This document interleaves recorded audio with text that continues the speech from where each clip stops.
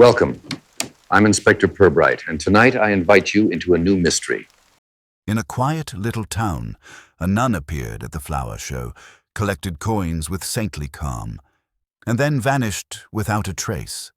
A missing sum, a pawned brooch, and whispers of perfume hang in the air. Nothing here is quite as holy as it seems. Tell me, where are you listening from right now?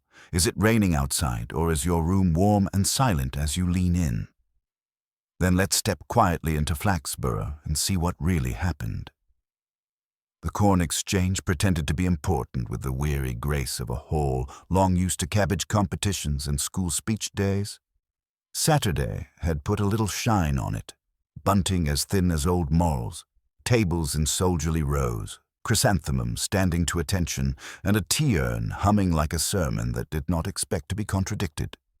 People came in with their coats damp at the cuffs and their opinions aired for use. The mayoress, shining slightly at the forehead, practiced the expression that told households their sponge was admirable and would continue to be so regardless of what any judge thought. The nun did not so much interrupt as correct the atmosphere.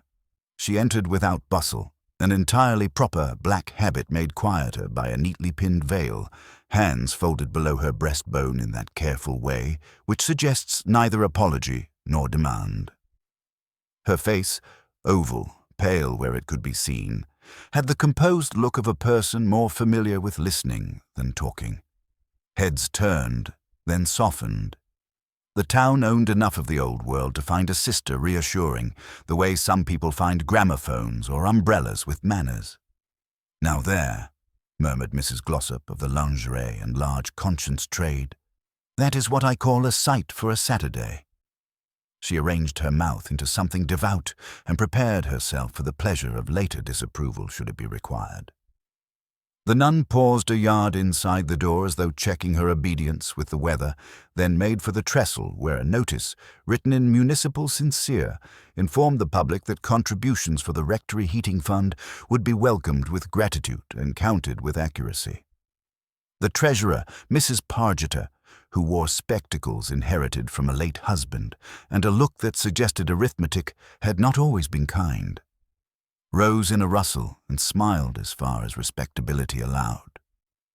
"Sister," she began, already reassigning warmth from the boiler to the heart, "we are collecting—" "For comfort," the nun finished, voice low and gentle. "For those who keep the church in winter. May I assist?" The words had the careful edges of a convent. If there was an accent, it was foreign only to Flaxborough, that is to say, it sounded like grammar. She accepted the tin as if such things had a right weight and should be kept at hip level, out of harm's way and temptation. She did not launch into the room as a collector might. She moved quietly, pausing at the tables, inclining her head to a marrow as if to the owner's pride, waiting while a child showed her a jam label lettered carefully with someone else's hand. She thanked, she blessed in a manner that did not alarm, she listened to remarks about weather and coal. Where a coin clinked, she did not praise the giver. She said instead, "You help us to keep light in company with warmth," which is a flattering thing to be told in a grey afternoon. Miss Fildew from the lending library, not unaccustomed to recognizing saints and civilians, watched the nun's path with professional attention. She noted with private approval that the sister refused the tea offered under the peeling price list, cocoa, 3 pence, but did so with gentleness, palms lifted, head briefly bowed, a whisper of, "Later, thank you." Abstention, done elegantly, is the most literary of virtues. Others noticed other things, but approvingly.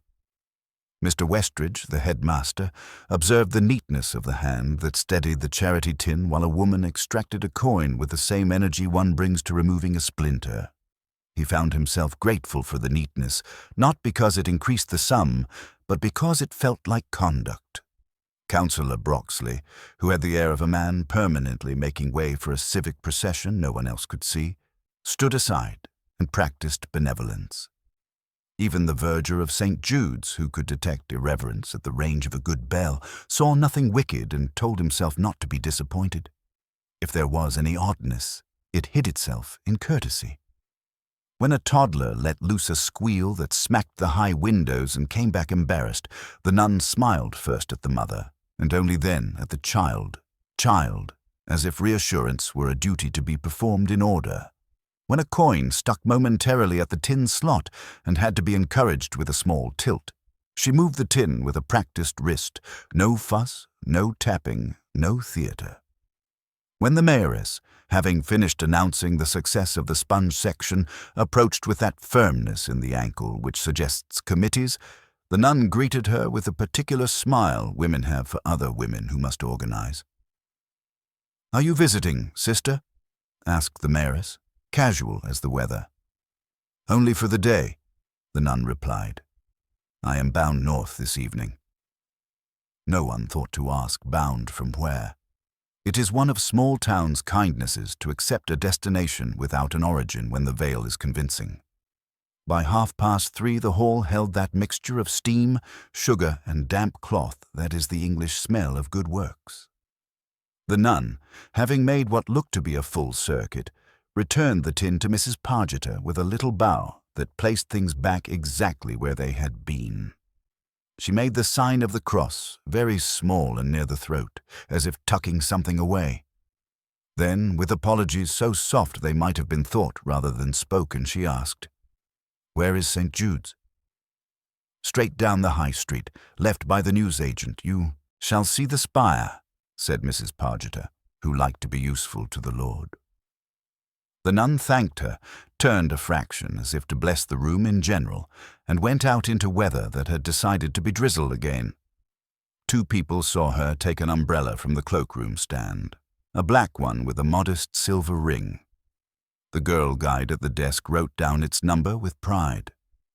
One person swore later the nun did not take an umbrella at all. Eyewitnesses are like that. For another half hour, the show resumed its old ambitions. A marrow won a prize that had already been promised to it at breakfast. A Victoria sponge accepted admiration as if it were icing. People spoke kindly about one another and made notes for later.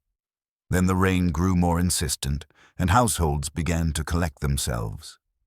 The treasurer, assisted by 2 ladies from the guild who had never forgiven arithmetic for being untheatrical, took the charity tin to the end table and laid out on a cloth a parish of coins.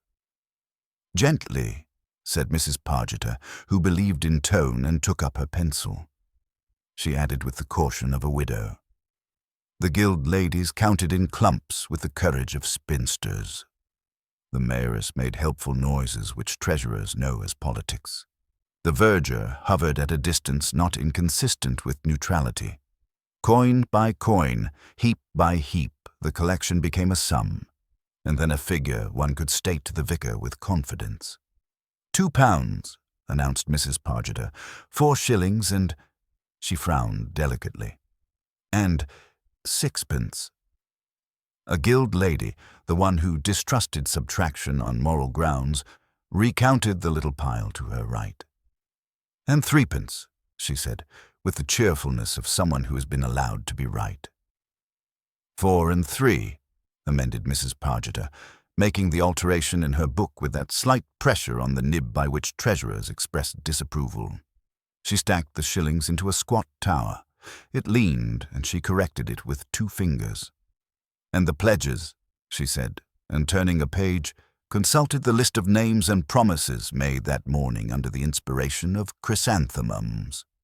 The list had belonged, it seemed, to a sunnier arithmetic. "From pledges and donations anticipated," read the treasurer, "we had expected £3. She paused.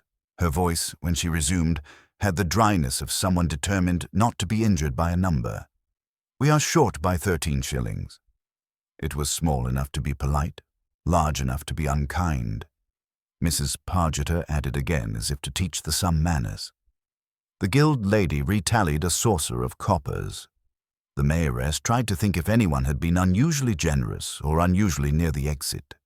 The verger, who recognized the sound of a problem, took one sideways step closer to the Lord by way of the vestry door. "Perhaps," suggested someone with the carelessness of hope, Some people will hand in later. This is a sentence that has rescued many collections from the indignity of result. Mrs. Pargeter, who was not made entirely of ledger, conceded the possibility. She did, however, touch the tin again, weighing it as if the missing shillings might be hiding in its corners out of shyness. "I could have sworn," she said. "It felt heavier on the walk." "Money," observed Mrs. Glossop, arriving to be helpful, "is very much like husbands. One notices the weight most when it has left." There was a good deal of smiling at that, because good lines, like good coats, must be aired.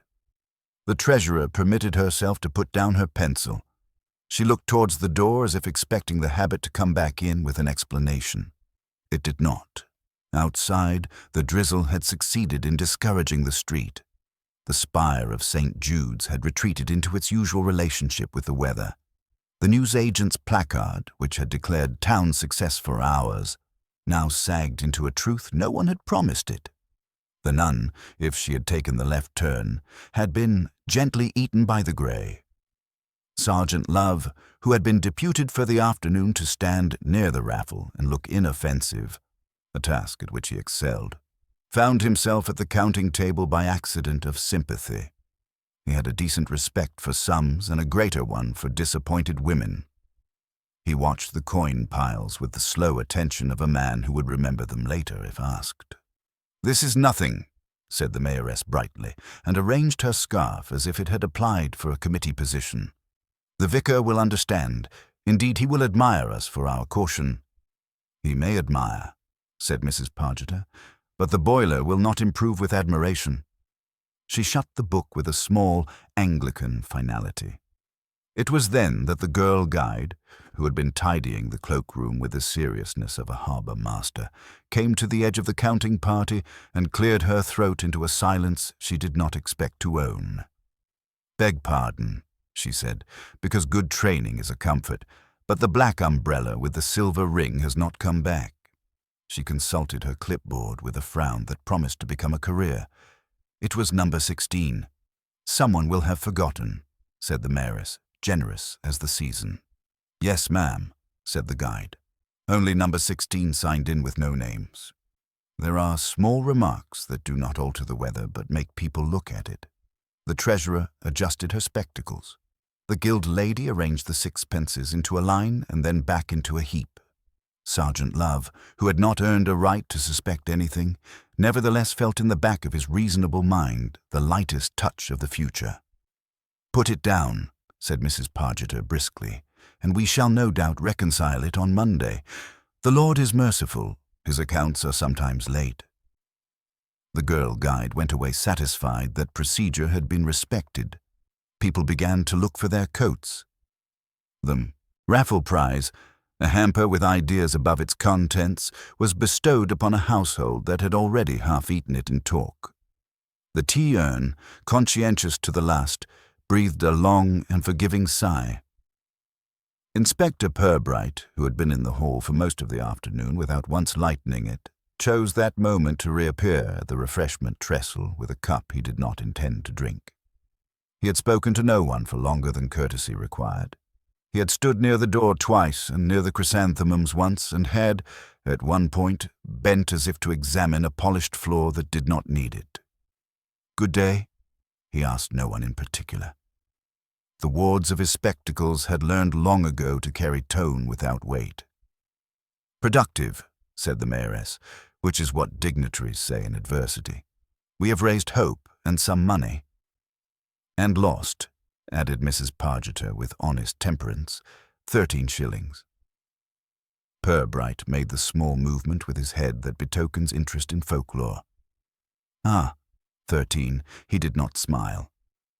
We must see that number gets home safely before the winter." He did not ask whose umbrella was missing. He did not inquire whether the sister had turned left or right. He did what good policemen do in small places. He allowed the town the first telling of its own story and took home only what it had dropped without noticing. The rain, growing confident, tapped the window with a civil knuckle. The Corn Exchange emptied itself of importance and returned to being a building with a floor to sweep and a notice board to forget. The treasurer locked the money in her bag, and the girl guide stacked chairs with the grave joy of someone permitted to be useful. Nobody, walking out into the grey, could have said that anything suspicious had happened. They could have said, those who keep accounts, that it was a pity. And yet by the time the hall lights were out and the lock had made its agreeable sound, the town had already begun to ask itself, quietly and then aloud, whose 13 shillings prefers other company. Morning came apologetically, as if the weather had borrowed the town and was late returning it.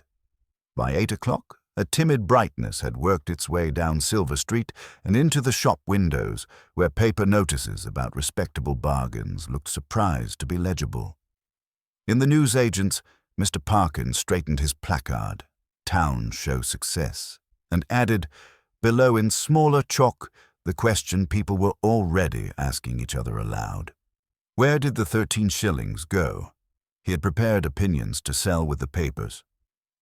Shortfalls, he told the first customer of the day, are like colds. One person has them and everyone else catches them. Still, we are not the sort of place where theft takes its coat off. He thought this neat and repeated it twice before 9. Mrs. Glossop, whose lingerie could be relied upon to fit strangers less well than conversations fit friends, took her copy of the paper like a passport to virtue. "You cannot blame a boiler," she told Parkin. "Boilers only take what we feed them. It is people who help themselves. It is always people." She left with the aspect of someone content to allow the day to confirm her prejudices. News travelled quickly to the lending library, which had caught and catalogued rumour long before it took up with literature. By 10, Miss Fildew had arranged a little still life of authority on her desk. Ink bottle, date stamp, a pair of spectacles that did not belong to her, and was receiving deputations. She dispensed recollections as if stamping them made them more reliable. "Refused tea," she told the baker's wife. "Moved quietly. Inquired the way to St. Jude's. No, I cannot say if she crossed herself properly. One does not accost sanctity with a pen." She did not add that she had slept poorly because she had been rehearsing a version of events in which she herself had been addressed as "my child." At the Dolphin, whose morning silence always had the air of repentance, the landlord rubbed a glass he intended to fill later and told a commercial traveller that charity was not what it had been. The traveller, who suspected all virtue of being a miscalculation, nodded handsomely. The person least at ease was Mrs. Pargeter. She had laid the tin on her kitchen table under a print of the Ascension that had never been quite straight. The coins, returned to their parish the previous evening with reluctant hope, were poured again into little kingdoms. Her pencil performed the same procession of additions and small corrections. The result, so far from putting on a better face for daylight, had chosen to stick to its old one. 13, she said to the butter dish, which bore bad news better than people. She set aside, almost tenderly, the shilling that seemed to want to be 6pence if only allowed to rest. "I will not be instructed by base metal," she told it, and put it to the far side of the cloth as if exile improved character. The girl guide, who had learned that the world is best controlled by clipboards, reported to the guide captain that an umbrella had failed to return to the flock. "Number 16, ma'am," she said, tapping the column where a neat 16 stood unchaperoned by any name. I asked. She said it would only be for a moment. The captain, who believed moments to be the gateway drug of disorder, made a note in strong handwriting. In the police station, a smell of last week's polish tried and failed to make the morning official. Inspector Purbright read Sergeant Love's overnight memorandum as if it might, at any moment, recall itself as a poem and improve. Love stood ready to be efficient at whichever part of the room required it. "We have," he reported, "the shortfall, the umbrella, and 3 new accounts of the sister's demeanour, all of them designed to show the speaker knows the difference between holiness and pretense. Also a rumour that she blessed the chrysanthemums twice because the first time didn't take." Purbright allowed himself the faintest curve of mouth. Rumors prefer to be believed before they are enjoyed. Let us grant them that courtesy. We shall begin with the cloakroom, then call on St. Jude's, and afterwards permit Mr. Parkin to tell us what he has been told. They visited the Corn Exchange first, where last evening's triumphs had been returned to their native benches. The girl guide presented her clipboard with the unflinching gravity that good training confers on the young. The entries were lines of hopeful handwriting, then the modest illegibility of the mayoress, then the vacuum. "Number 16, she said, tapping. "I did ask for a name." She smiled. She said, "It is not necessary, my child. The Lord does not require names for umbrellas." "Kind of him," murmured Purbright. He examined the pegs as if one of them might have decided to remember on its own account. There was an empty space where something ought to have hung, and there is nothing more compelling than an absence correctly labeled. "You will add," he said to the guide, "a line to your form. Kindly supply some name by which you consent to be called. It helps those of us who are not the Lord." St. Jude's received them in that hour, when a church has done its morning work of being useful and is considering whether to sulk. The verger, who would have preferred sulking, produced a key in the air of a man who had been inventing scruples for half a century and kept them tidy. They examined the vestry without touching the hooks, because hooks do not like to be reminded of their purpose. "What passed yesterday?" asked Purbright, after the sister inquired the way. The verger considered the question with a care that made his face a set of little parlour tricks. "She did not come to the vestry in my presence," he said at last. "I fetched string for Mrs. Troughton's parcels at 4:30 and detected no religious interference. I did notice a faint sweetness, as though someone had smiled in the wrong place." "Flowers," suggested Love, who mistrusted abstraction. "Possibly," said the verger, "but I have met flowers in my time." They crossed to the vicarage, where the vicar kept his conscience and a good coat. He told them, while worrying a sermon into fewer adjectives, that he had not seen the sister personally, but he was glad to think she existed.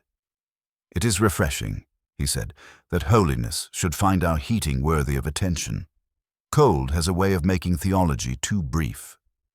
Back down the high street they went, collecting small observations like a net that would later prove to have holes in sensible places.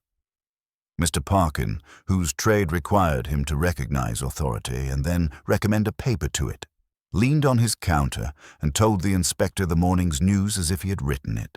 "She turned left," he said, "as advised, and then she turned, in my opinion, into weather, which one can forgive. What one cannot forgive is a shortfall announced without an explanation attached. People are asking if the Lord has commissioned auditors." "Not yet," said Purbright. "We prefer, in this parish, to let the Almighty lead the inquiry in matters of gas." Parkin enjoyed that more than it deserved. He leaned in. "There is this," he added. "Mrs. Liversedge in Swan Lane says she saw the sister put on her gloves twice, which shows a certain anxiety about hands. And the porter at the station says a lady in black asked, not unkindly, for the time of the 6:37 north, and then allowed the answer to pass her by without purchase. Have you noticed, Inspector, how people ask about trains when they wish to be thought purposeful?" "They ask about trains," said Purbright mildly, "when they wish time to belong to them." He bought a paper, which he would not read until it had gone stale, and they continued. It was the sort of morning that convinces itself it is afternoon. Wives returned from provisions rehearsing the presents they would give their husbands by way of dinner. Men not at work tried out opinions in doorways and kept the ones that made them look informed. At the library, Miss Fildew concluded that the sister's voice had been educated and was therefore either Irish or a school. At the greengrocer's, Councillor Broxley praised the town's response to the appeal while inventing another committee to supervise the response. The thing grew large enough to be respectable. By 3, when the drizzle had come back to count people for the 3rd time, Purbright had made all the inquiries that daylight will furnish without becoming declaratory. He walked with Love past Tinker's Alley, where the back of the costumery kept its own counsel, and a pile of crates tried unsuccessfully to look like furniture. He paused, not because he suspected anything in particular of the alley, but because policemen, like cats, have a sense of drafts in stories. "What is our position, Sergeant?" he asked in the tone that expects and forgives an inventory. Love consulted his notebook and reality. "We have a missing umbrella, which belongs to no one because no one will admit to it. We have 13 shillings averse to being counted. We have a sister who refuses tea in public and who may or may not have inquired after a northbound train. We have, if you want it, the town practicing piety." "And we have," said Purbright, "time, which, if we are courteous to it, will come and sit by us." They turned into the market, where a woman was explaining to a butcher that meat should be cheaper if it could not promise virtue. It was there, as they were about to recross towards the station, that the bus inspector came across, cap askew, and addressed himself to the person who most looked as if he would not waste a report. "Beg pardon, sir. Inspector," he said, remembering both the man and the rank just in time. "But one of my drivers, Bill, says he had a queer little moment yesterday after the crowd eased off. Thought I'd pass it along in case it's the sort of odd you collect." "Odd," said Purbright, "is our local currency." The man scratched his ear, pleased to be useful and conscious of it. Bill had pulled in by the corn exchange for the 4:45. Says he stepped down to stretch and seize by the coal hatch at the back, where the shelter keeps the wind off. "Your sister. Black as she should be, neat, proper. He thinks to say, 'Good afternoon, sister,' and then stops, because she's got a match in one hand and the other up to her mouth. He says he thought perhaps she had a chill, but then there was the smell, clear as you like. Strong, he says to me. It was a cigarette, Alf. I know a cigarette, and she had 2 more in a little paper. He didn't tell her off," the inspector added, as if warding off disciplinary suggestions. "He's not church." Love blinked. "Smoking." The bus man spread his hands. "He swears to it. Said she did it like someone used to being quick about it. You get to know. See." Purbright looked, without appearing to, at the back of the corn exchange where the wind made a confession of the dust. He did not smile, and he did not frown. "Thank you," he said. "You have assisted our theology more than you know. If Bill should remember anything else about the miracle, do let him tell it to you before he improves it." They watched the man go, pleased with his part in the morning's narrative.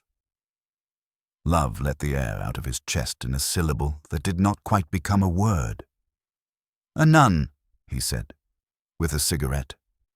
"Or a cigarette," said Purbright, "wearing a nun." He turned his face up to the light rain as if to check whether it had changed its mind. "Let us not be hurried, Sergeant. The town is only just beginning to enjoy being certain. It will take the rest of the day to recover from doubt." By late afternoon, when the bus inspector's news had settled comfortably into the town's circulation, Inspector Purbright suggested they pay their respects to the source.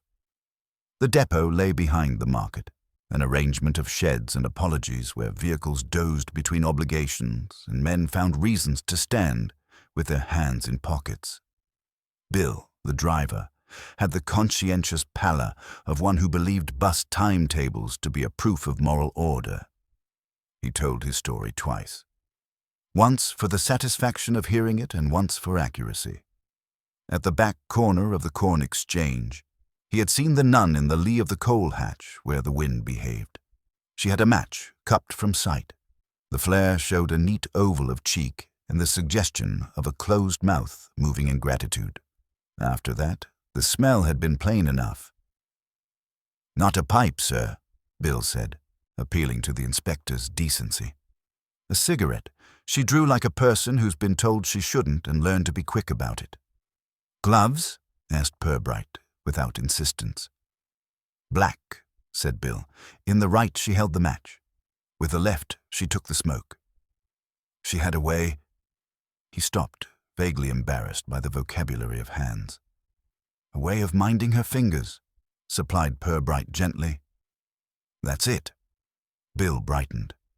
You see a lot of that. The ones who shouldn't mind their fingers. Love, who preferred facts that sat down when told, wrote, smokes, careful, quick. He added, because Flaxborough always noticed footwear, city shoes. They went next to the station, where the platform had adopted its usual evening thoughts about departures it considered vulgar. The porter, who had mentioned a northbound inquiry, was fetched from his broom and stood in the doorway with the gravity of a man who represented both cleanliness and information. She asked the time of the 6:37, he said, in that tone people use when they may already be late, but intend to blame the railway.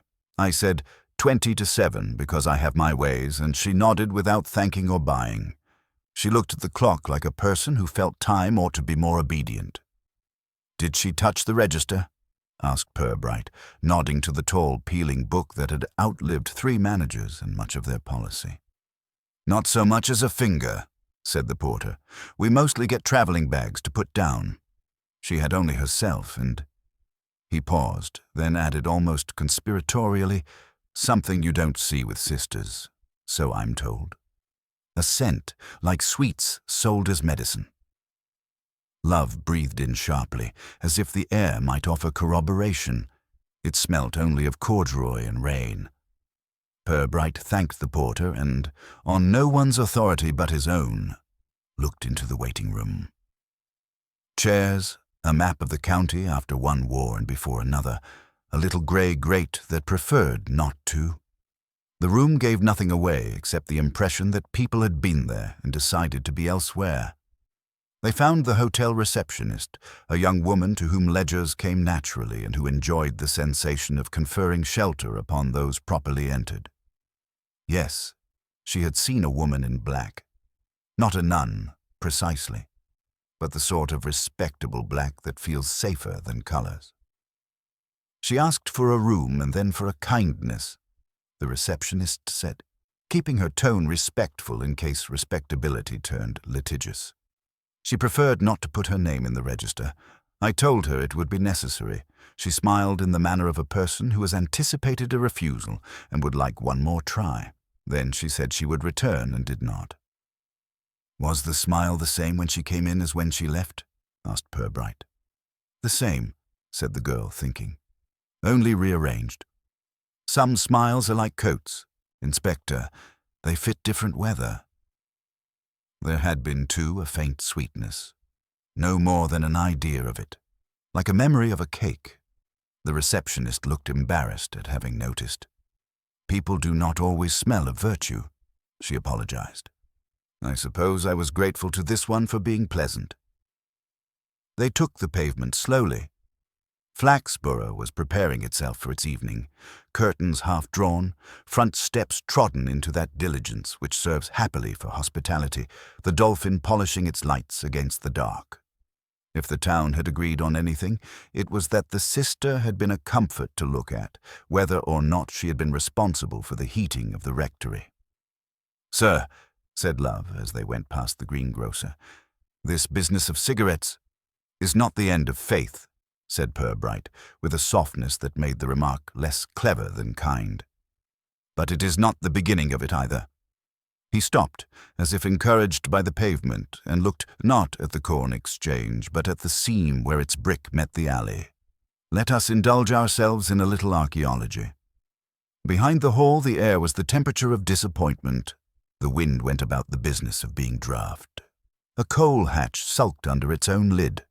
Purbright did not kneel. He had learned that most things will rise to you if given time. He let his eyes travel the ground with the patience of someone reading a difficult hand. The gutter, failing at its duty as usual, had gathered a miscellany of small history. A sheep of paper that had once been a ticket, a twist of the sort used by people who believe purchases should be wrapped modestly, a leaf that had not given up on autumn. He saw, almost at once, the cylinder of paper that had been a cigarette end before it collapsed into a confession. He did not touch it. He looked instead for something that belonged with it, because people who are not allowed to do things tend to tidy their evidence out of habit. A foot further on, lodged against the tin lip of the hatch, lay a little torn ribbon of purple paper with a white edge. He encouraged it free with 2 fingers, held it delicately. The print had washed itself nearly clean of letters, but there were enough. A frill of Emma V.I.O. offered him the decent comedy of a conclusion. "Mr. Woolley," observed Love, who had not wanted to be the first to say it. "Possibly," said Purbright, folding the scrap and allowing it to occupy a pocket that would remember it. "Or anyone who believes sweets can improve character." They reported this to no one. It is unkind to inform a town too early that its mysteries are confectionery. Instead, they walked on, taking the long way by Swan Lane, where windows remember better than people. Mrs. Liversedge, enthroned behind geraniums and duty, raised the sash enough to admit information in both directions. "Yes," she said, before they had asked. "She passed yesterday." "You will. Wished to know if she looked like a nun?" "She did, but she walked like a woman who knows her heels." They were not parish heels. "And, if the inspector will forgive me, she lifted her skirt to clear Dobson's puddle and disclose stockings with a seam." "That is not a criticism. Even sanctity has legs, but I have known sisters and their seams are a different matter." "Thank you," said Purbright. "The Lord has many ways. Some of them are haberdashery." Mrs. Liversedge accepted this as a reasonable theology. She added, because she believed in completing pictures, that the sister had turned into Greaves' Yard and had not come out when politeness would have required it. 2 minutes past the time," she said, tapping her wrist. "I allow it was a prayer. I do not think it was only that." Purbright did not mind being helped. He was pleased with the possibility that the town would produce, in its proper order, all the pauses that had already occurred to him. They thanked the window and turned, in due course, towards the lending library, where Miss Fildew had positioned herself to be a custodian not merely of books, but of any sentence that might later be quoted. She gave them what she had kept in reserve. The sister had smelled faintly of something not ecclesiastical, not flowers precisely, more domestic than that. "Not powder," Miss Fildew said, surprised at her own attention to the chemistry of women. "Something pleasant without being new. My aunt wore it when she wished to be reminded of nicer people." "Sweets," suggested Love, thinking of the purple scrap as if it had volunteered to be a clue. "Perhaps," conceded Miss Fildew, who did not like to be told what she had smelled. She remembered, too, that when a child had dropped a penny by the radiator, the sister had turned her head so quickly that the veil had described a small, decisive arc. Miss Fildew imitated it and surprised herself with the elegance of the gesture. "As if the sound belonged to her," she said, not sure what she meant and rather pleased to have said it. They left her to her lending and her certainty. The afternoon slid into that small grey interval English towns employ when they are neither working nor resting, when they like each other best. Purbright and Love walked without remark for a few paces, as if conversation might disturb something that had only just sat down. "What do we have, sir?" Love asked at last, as if reciting aloud might keep the facts awake. "A nun who declines tea and smokes quickly. An umbrella taken under a number but not a name. 13 shillings that prefer not to appear. A question at the station without a ticket to follow it. And now," he added, with the reluctance of a man who dislikes the behavior of evidence, paper from Parma violets. "What we have," said Purbright, "is a woman who understands company and solitude. She made herself agreeable to a room and useful to a cause. Then she stepped into a pocket of air by a coal hatch to be somebody else for 20 seconds. That is not criminal, but it does not belong to a convent either." They reached the corner by the Dolphin. From inside came a sound that might have been singing if it hadn't been laughing. Purbright looked at the door with gentle reproach, as if asking it whether it had lately remembered to be respectable. The door offered no apology. He said, "We shall not be rash." The town is rehearsing explanations at present, If we interrupt, it will only start again with more self-importance. Let us have, for dessert, Mr. Woolley's opinion of innocence. The chemist's shop had the delicate air of a man who can sell you a theory to go with your throat lozenges. Mr. Woolley arranged his face into polite disapproval as they entered, as if illness were a failure of etiquette. Yes, he stocked Parma violets. He stocked them for people who like to remember being liked. He also stocked cigarettes, he was ashamed to say, which the government allowed him to do, provided he looked as though he disapproved in the window. "Do sisters buy sweets here, Mr. Woolley?" asked Purbright, as if inquiring after a prescription for grace. "Everybody buys sweets when they are merely being themselves," said the chemist. "People who are somebody else buy scent. Parma violets happens to be one of the few that can pretend to be both. I make no charge for the philosophy." They left with nothing, which is often the right purchase in a chemist's. The light had soured a little. Evening wanted to begin, but 1 or 2 households had petitions to put before it. Love closed his notebook with the resignation of a man who had captured a narrative that refused to become a list. "What next, sir?" "Next," said Purbright, "nothing. We let the town sit with a contradiction. It will not enjoy doing so. Something, then, will move." He paused. His tone, when he resumed, became not more weighty, only more attentive. "But before we allow patience its rights, we shall walk once more by that coal hatch." They did so. The alley had settled into its ordinary draught. The scrap in Purbright's pocket remembered the shape of its gutter. He stood briefly, as if the wall had said something only he had heard. Then he turned away towards the station, where the clock prepared to insist upon itself. He had the comforting sense that the day, having been allowed to end properly, would repay them in the morning. Behind them, the corn exchange practiced becoming a hall again. In the trough where a small history gathers, the rain teased something loose that had stuck and made a little ribbon of scent. It was the scent of sweets kept in drawers with gloves, faint and domestic, and the more noticeable for having no business near a coal hatch. Morning came clean and undecided, as if it had been laundered but not yet ironed. By 9 there was a brightness that could not quite persuade the pavement to be cheerful. Inspector Purbright, who believed sunshine to be an opinion rather than a fact, looked over his notes with the same considerate attention he might have given to somebody else's garden. Sergeant Love, fresh from a shaving mishap he intended to keep private, stood at an angle meant to conceal it from the world and the inspector. "We have the busman," he began, "the porter, the receptionist, the smell of Parma violets, the cigarette end, and Mrs. Liversedge's views on seams. Also Mr. Woolley's philosophy about people liking to remember being liked." "Useful," said Purbright.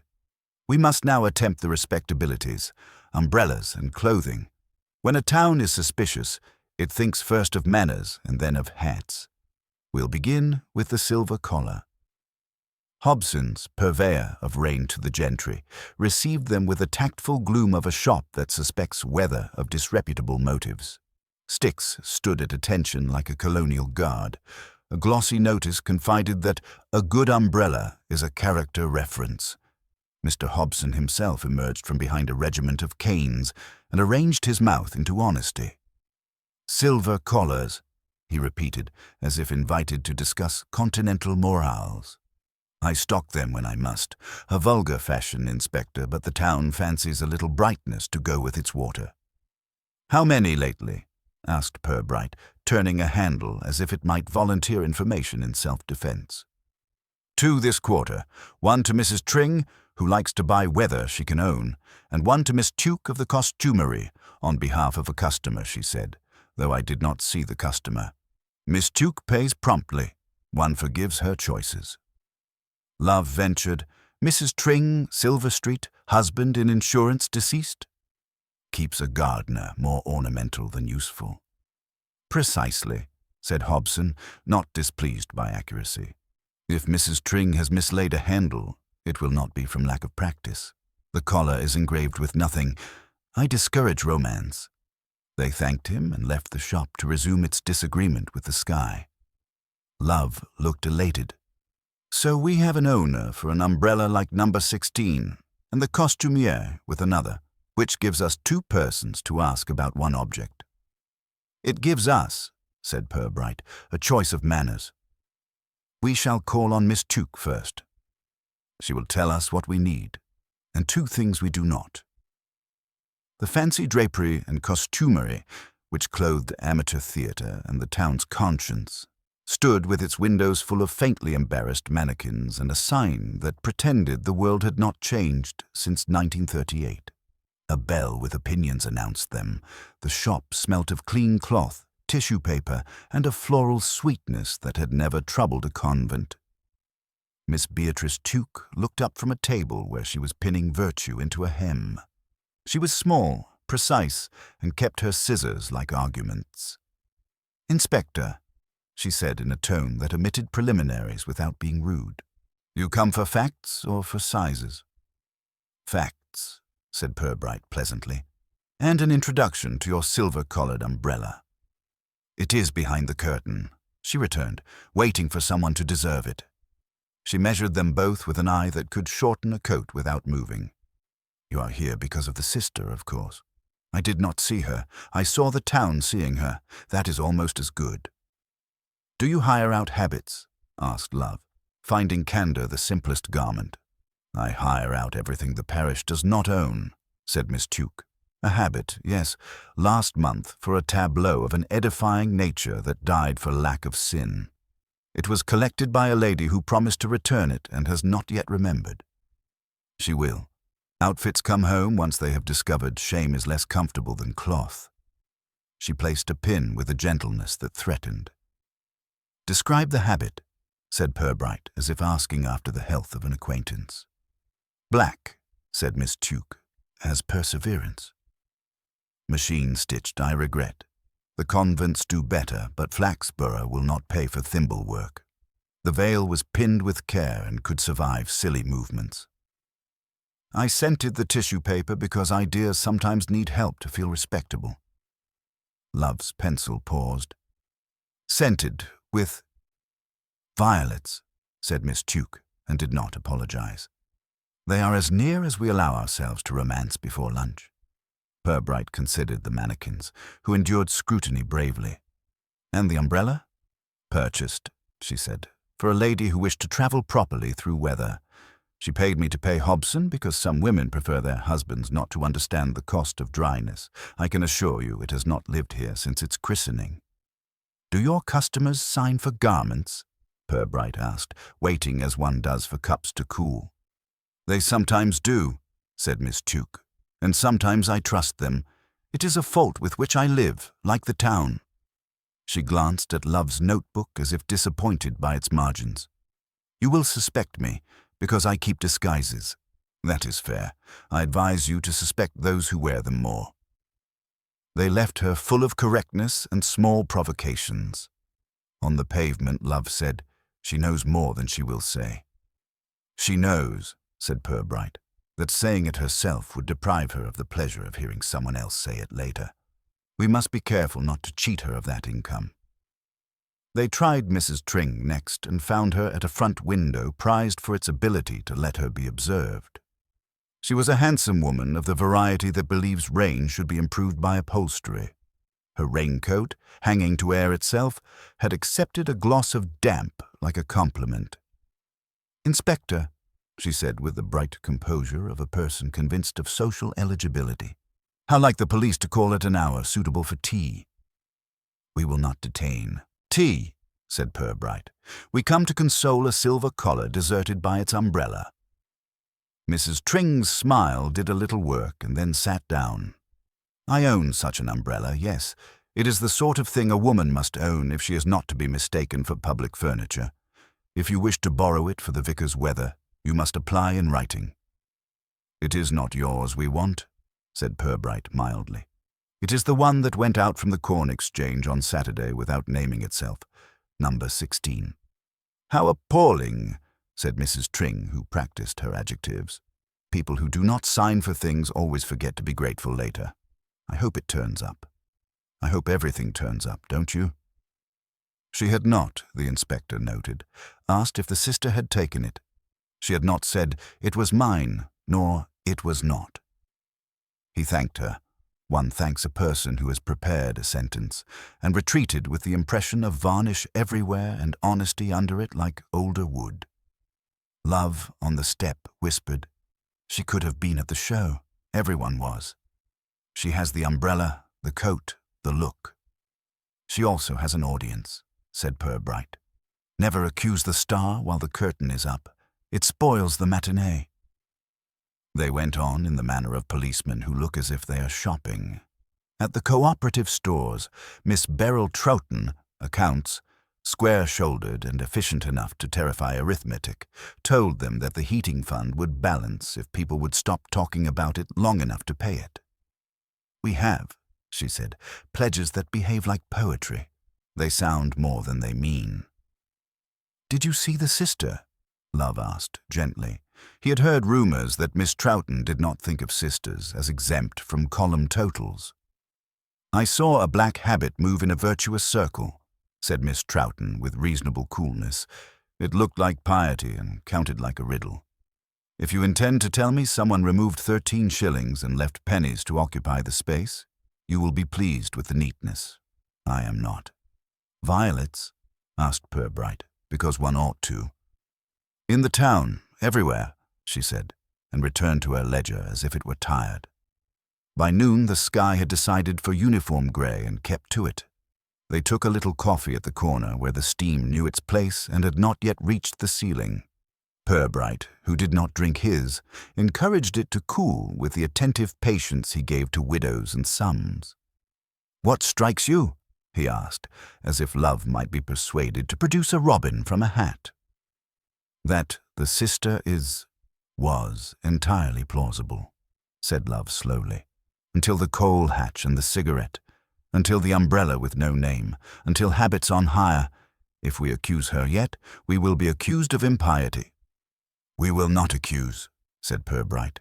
"We will remember, and we will ask the church to help us tidy what the town has left in its pews." Jude's verger met them again with a key and the angerless sorrow of a man who has witnessed many small changes and few improvements. In the vestry, the smell of furniture polish had audacity.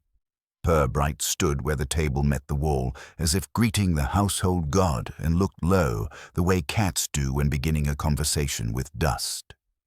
The floor had gathered what floors keep for policemen, a little grit, a familiar thread, the edge of a sermon someone had dropped and not missed. He found nothing helpful and was not put out. Useful things in churches often wear expressions of unhelpfulness.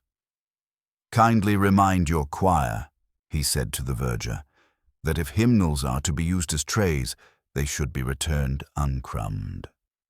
The verger promised to convey the impossible. They were coming back along the nave when the girl guide, promoted by destiny to being in the right place again, hurried in carrying a cardboard box whose seriousness was out of scale with its size. She recognized the inspector the way young people recognize the owner of a situation. "Oh," she said, attempting a salute that turned into helpfulness. "I was looking for you. For somebody official. It's lost property." Purbright, who believed in lost property as a form of correspondence, received the box. Inside was the ordinary democracy of mislaid life, a shopping list that had forsworn verbs, a child's marble which would be a sorrow later, a hair ribbon with ideas above it, and beneath them, in the civil recesses of the box, a glove. Black. Good leather. Left hand. On its inner wrist, sewn in neat white letters of no great aristocracy, B.T. Love said nothing for once. His pencil hovered, unguided, as if writing might scare the truth. "Where?" asked Purbright, very gently. "In the Corn Exchange, sir," said the guide. "Under the chair by the cloakroom table. We found it when we were sweeping up programs. I was told to bring it to St. Jude's Lost until the guild decides what belongs to whom." "Very correct," said Purbright, and closed the box as if shutting a small, polite lid on the town. He did not look at Love. He did not need to. The initials had done what initials do in good narratives, belonged to several people at once. They stepped out into the churchyard while the bells remembered their opinions. Love, now allowed speech again, risked B.T., Beatrice Tuke, Brenda Thackeray, Beryl Troughton, or, if you like, Mrs. Tring. Beatrice Tring, said Purbright, because it is kind to complete a set. He put the box under his arm the way a man carries an unlit lantern. We must be careful, Sergeant. The glove does not yet accuse. It invites. It will be rude to refuse. They went slowly to the gate, where Flaxborough's afternoon had resumed the modest business of passing the time.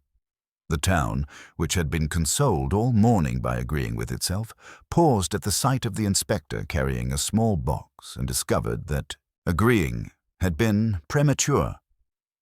The rain, with admirable timing, began again, exactly as if someone had ordered it for mystery. They did not carry the box farther than the church gate. Purbright stood a moment under the yew, looking as though he were waiting for the tree to offer advice, then turned back and presented the verger with lost property as if it were a sacrament in brown cardboard. "Kindly keep this in your usual place," he said, "and pin a small notice on the board. Glove found, ladies. Black, inquire vestry. Nothing more. If anyone asks for it, obtain a name and an address and, if courtesy permits, a signature. It will comfort me later to know to whom we have been civil." The verger promised the impossible with the serenity of a man who had been doing so for many years. Purbright and Love went on into the High Street, where the morning was manufacturing normality as quickly as it could be consumed. "BT belongs to too many people," Love observed, recovering his notebook as if it needed air. "Beatrice Tuke, Brenda Thackeray, Beryl Troughton, Beatrice Tring." "Which is why," said Purbright, "it belongs at St. Jude's and not in our pocket. Names like to recognize themselves in public." They began at the address least likely to pretend surprise. Mrs. Brenda Thackeray's neat row house, with its curtains prepared to pass inspection at any hour. She received them with the slight flutter which a good widow allows herself for company of rank. "You will be wondering if the glove is mine," she said before either of them had constructed a sentence. "It is not. I prefer crochet for winter and kid for weddings, though not black. I do not care for mourning in the hand. It invites remarks." "Did you see the sister's hands?" asked Purbright. He put the question as though he were curious about gloves in general and not hers in particular. "Gloved," said Mrs. Thackeray. "Always, except once when she steadied the tin for Mrs. Pargeter and I saw a bare finger. There was the smallest mark upon it. Here." She touched her own forefinger lightly. "Like the prick one gives oneself with a needle when sentimentality undertakes to make curtains economical." "That is a good mark," said Purbright, as if complimenting a well-earned blister. "And on the other hand—" "I did not stare," said the widow primly. "One hears that sisters are modest." They thanked her for the observation and her reluctance. She escorted them to the door with the air of a woman who would prefer to have been even more helpful and could supply an extra fact on demand the moment the latch clicked. "Cigarettes," she said at the last second, lowering her voice as if to protect the tobacco industry from embarrassment. "I have never thought them elegant in women. But the smell does travel, Inspector." "Quite," said Purbright. Miss Beatrice Tuke was folding tissue round a frock whose only sin had been to arrive a season late.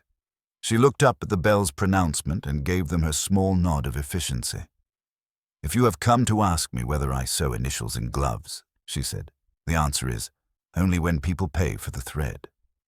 "This one," said Purbright, "was not sewn by you." "I should like to know who sells that monogram." Miss Tuke accepted the glove between forefinger and thumb, the way a conductor accepts a violin bow, and took one exact glance at the inner wrist. "White chain stitch, too tidy for haste, too regular for convent. Not my work. Ferrabys of Newark used to finish like this. They went bankrupt on the strength of it. In town, we sell plainer conscience. Mrs. Glossop carries a similar style for ladies who still expect gloves to remember their hands. Quality? Good, said Miss Tuke. Soft enough to forgive, strong enough to accuse. Size 6.5, a left. The thumb has been worn in by someone who holds about as much of a pen as of a prayer book. Love brightened. Ink? Habit, she said. A way of pinching, not nervous. Practiced. She turned the glove over once more, then handed it back as if its testimony had been taken down. Do not let the town be clever too quickly, Inspector. We shall never get it to be honest again. They crossed to Mrs. Glossop's lingerie establishment, which smelt of talc and intentions. She pronounced herself delighted to be of service, a declaration which she proceeded to interpret as license to be interesting. Oh, that's one of mine, she said, peering at the stitching as if it were a character reference. Not unique, mind. We sold a dozen pairs last winter when the coal queues made people want to feel tidy at least somewhere. I remember fitting Miss Fildew, poor lamb, she believes in knuckles, and Mrs. Pargeter, though she prefers brown, and Mrs. Tring bought black, of course. Black goes with rain and opinions. Cash or account? Asked Purbright, because there is no safer question in a provincial shop. Cash, said Mrs. Glossop a little sadly. The best gossip is carried by accounts. One can't write much on coins. She, too, had smelt violets on Saturday. But not strong, more like drawers where ladies keep handkerchiefs for company. The cooperative stores accepted their approach with a brave clang of the till. Miss Beryl Troughton approached in her counting-house, removed her spectacles as though conversation were a line item she had decided to depreciate. The glove is not mine, she said crisply, forestalling courtesy. I wear 7, that is a 6.5. Also, I dislike monograms. They encourage theft. If you wish my movements for Saturday, they are as follows. She produced the list without looking. On premises from 11 until 4:45. Auditor present, staff in rotation for tea. I stepped outside only to remind a porter that rain is not a reason to forget flour. I am prepared to swear to all this without hymn music. Do not deprive us of hymn music, said Purbright gently.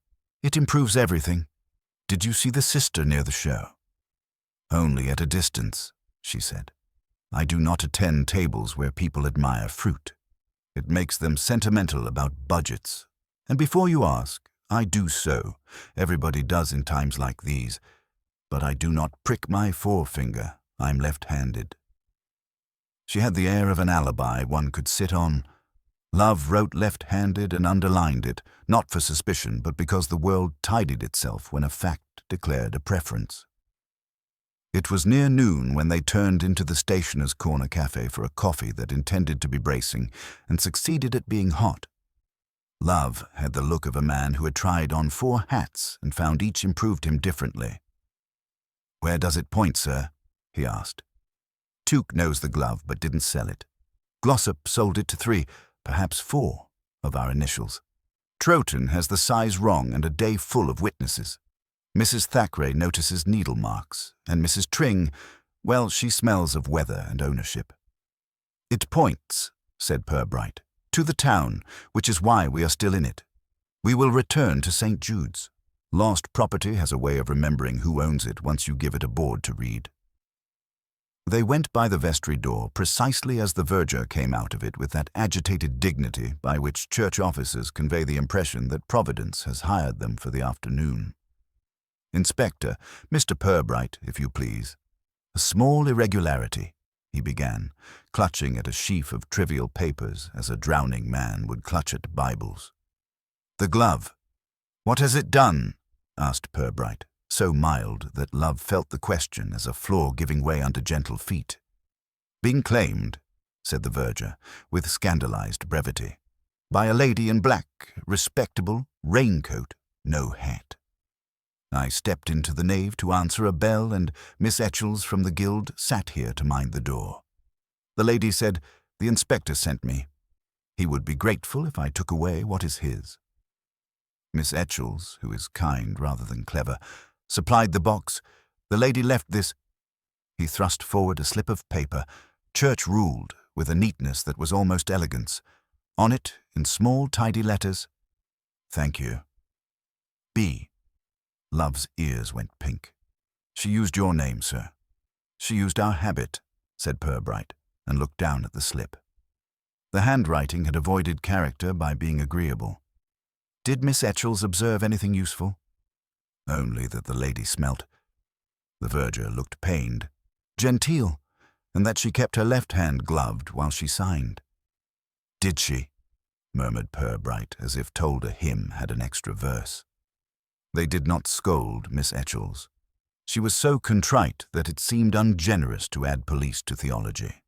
Purbright told her that deceit practiced with courtesy confused the best of us, and asked, most politely, whether she would be so kind as to reserve in future all property for persons who could recall their addresses.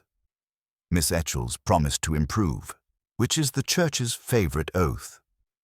On the path, Love exhaled finally. "That's bold." She came back for the glove and took it out from under our noses. "It is easier," said Purbright, "to steal what is yours when you have already placed it where you can admire it." He held the slip up to the light that leaked through the grey. The bee sat modestly, refusing to be tea or teeth or tew. "We have been paid in courtesy. It is legal tender in Flaxborough until dinner time." "What now?" "Now," said Purbright, "we visit Mrs. Tring again before luncheon spoils her candour, and then we shall ask Miss Tuke, before her pins begin their afternoon temper, what lady has lately been lent a habit and forgot to be grateful." Mrs. Tring's maid admitted them to a sitting-room that had trained itself to look like good breeding. Mrs. Tring entered a moment later with the expression of a person prepared to be reasonable about the police if they took off their boots. There was, too, a new brightness about her, as if something had been retrieved and given permission to behave like property. "Another umbrella?" she asked sweetly. "A glove," said Purbright. "One was found at the Corn Exchange. It has been claimed from St. Jude's by a lady who left a first letter and not, alas, a forwarding address. We are teaching the church to be more ambitious." "How very like you," Mrs. Tring said, with the tiny laugh women use when they are practiced, and will not tell you so. "I hope the lady's hand approves the reunion." "Hands can be reconciled," said Purbright. "You were at the flower show, Mrs. Tring?" "Of course," she said, as if attendance were an inoculation. "One must see what one isn't going to cook." I admired a marrow and 2 sponges and was kind to a jam. The sister was charming. I put a 6pence in the tin and wished the boiler good health. "Did you sign for your umbrella?" "I always sign for everything," she said, with the affront of a woman whose life had been a signature, "though I often find the town fails to sign for me." He thanked her for the opinion and left her to it. As they stepped back onto Silver Street, Purbright paused as if the pavement had made a remark worth revisiting. "We will trouble Miss Tuke," he said. "Not for her pins, but for her honesty. She knows where the habit went and whose story needed it. And Sergeant, tell Mr. Parkin to hold the afternoon edition a moment. He will like that. It makes him feel like Fleet Street." "Shall I tell him what for?" "For his placard," said Purbright, the mildest of satisfaction in his voice. "He may write, 'Lost glove found, then lost again. It will keep the town warm until tea.'" They had taken 3 steps towards the costumery, when the church clock, which had never yet apologized for being right, struck the half-hour. The sound fell cleanly into the street, and, with it, from the corner by Tinker's Alley, came a scurry that was not rain. A woman in a black raincoat with the collar up moved swiftly across the opening, left hand gloved, right hand bare, carrying nothing but the intention to be elsewhere. For an instant she turned her head at the bell, and the faintest breath of violets came as if the air had been keeping a secret. Love moved, but Purbright's hand on his sleeve, light and certain, stopped him. "Not yet," said the inspector. "She is not running away. She's running towards the next thing she means us to notice." Inspector Purbright's hand remained on Love's sleeve until the black raincoat had crossed the mouth of Tinker's Alley and gone. The gesture was not restraint so much as punctuation.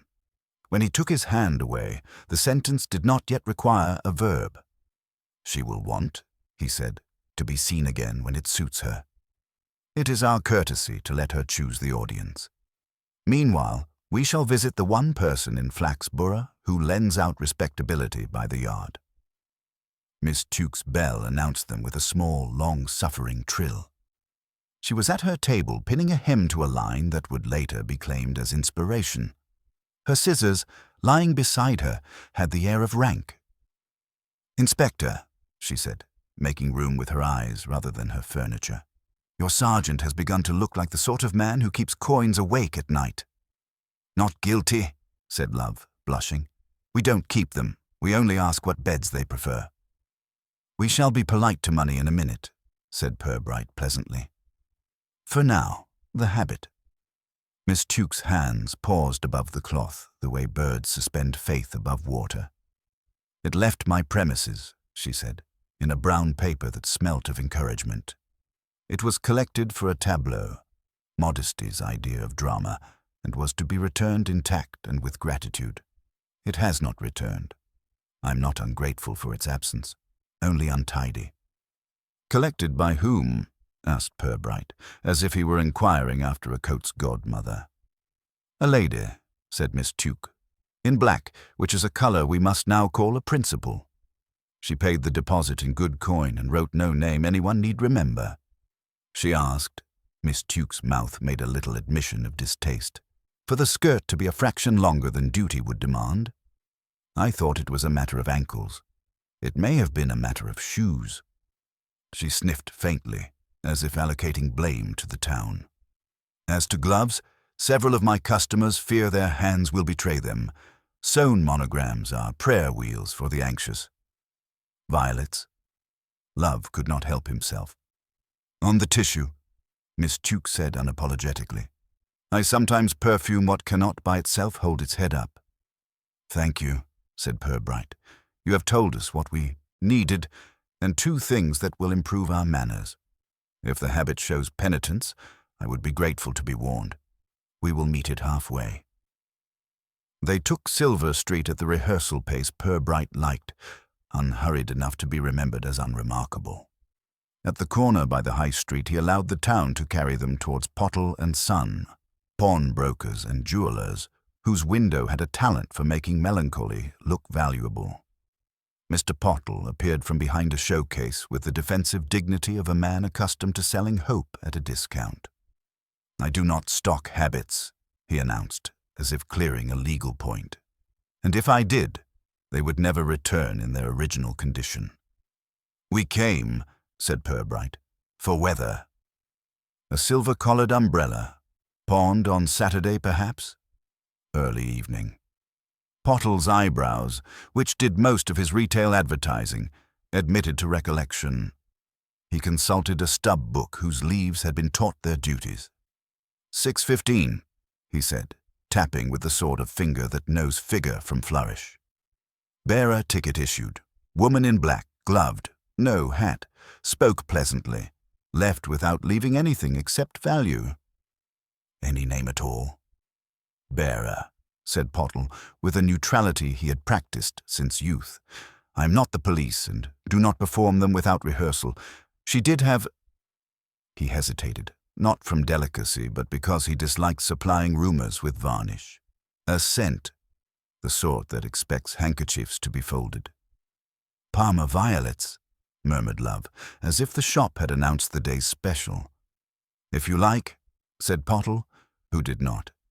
"I dislike exchanging cash for emotions, but the market insists." Outside, Love drew a breath that went further than lungs. 6:15. That's just after the show. She frees her hands. "Or her name," said Purbright. "An umbrella has character. A woman may prefer to be only weather." He gazed without intensity across the street to where Mr. Parkin had found room on his placard for "Lost Glove Found." Then lost again, a headline that had redressed itself in time for passing trade. "Now, Sergeant, we shall let Providence practice detection. We will go and be innocently irritating at St. Jude's." The verger had not yet forgiven the glove for having required his notice. He kept the lost property drawer as if it were a moral hazard. In the nave, a woman from the guild rearranged hymnals into a geometry that would later give someone the illusion of competence. Purbright went to the vestry, respectfully as a man goes to a neighbor's kitchen. He did not root. He waited for the room to decide what he needed. Nothing offered itself except the usual offenses against string. He was turning to leave when the verger's keys performed an agitated piece of music in the doorway. "Mr. Purbright, Inspector, if the Almighty is at home, you may tell him the church is running out of places to be surprised." Look, he held a parcel. Brown paper, string, the shabbiness of something that has tried not to be seen. On the outside, damp had written a history. Inside, when the inspector's fingers had made the string behave, lay cloth. Black, heavy, a little sulky from being obliged to improve people. The veil had been folded with more attention than respect. "Found," said the verger, "pleased to be wronged. Behind the organ, I was seeking the spare hymn numbers and found this instead. I do not wish to keep it." Purbright did not lift the cloth at once.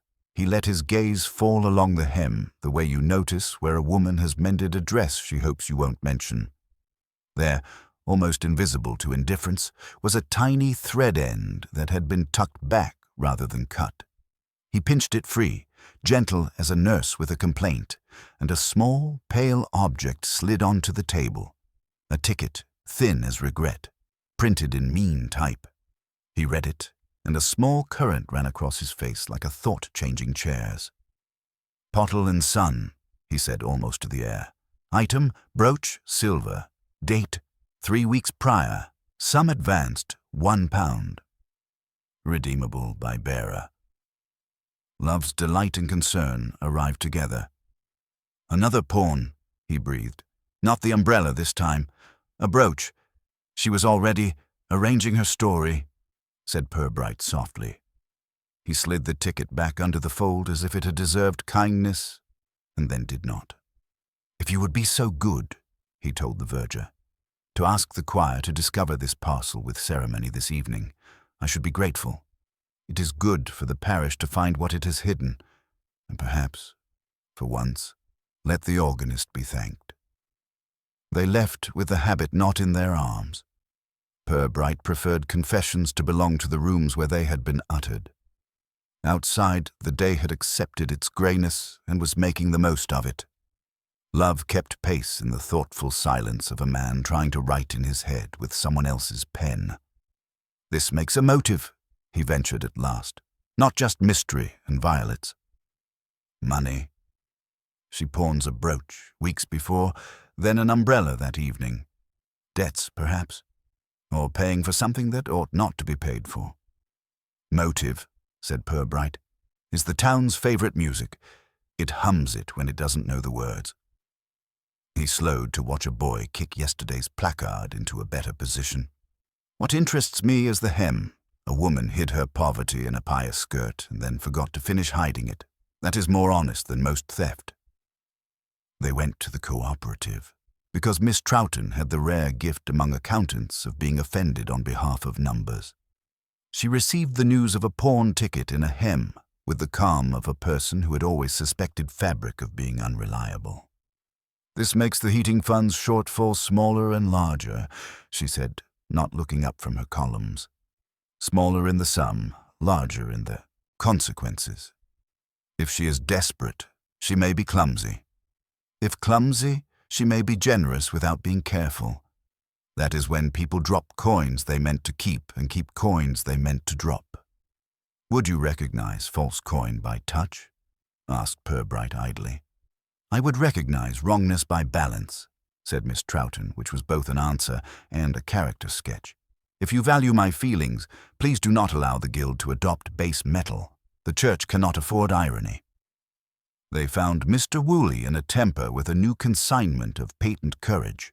He admitted, reluctantly, as a man allows a niece to exist, that he sold Parma violets to the women of the town and cigarettes to their husbands, and, he added after a moment, to one or two women who understood discretion better than the men. If a sister bought either, he said, I should still be obliged to say I disapproved. He examined Love's face for signs of weakness and, finding none, became philosophical. People buy scent because they hope to be remembered. They smoke because they hope to forget. Both are failures of arithmetic. If someone wished, Purbright said, to smell like decency and behave like secrecy, what would you recommend? A clean handkerchief, said Mr. Woolley firmly, and not talking. They stepped out. Afternoon had reached the hour when the town would soon remember it had firesides. Purbright steered them by Swan Lane and up past the laundresses, where 2 aprons confessed to soap in public. He stopped, as if the pavement had winked, and then decided against it. Sergeant, he said, we will be discourteous to the day and do one more errand. Then we will stop asking it to be helpful until it has eaten. They went back to Pottle's. The pawnbroker found nothing unusual in a second visit. It gratified his sense of being a museum.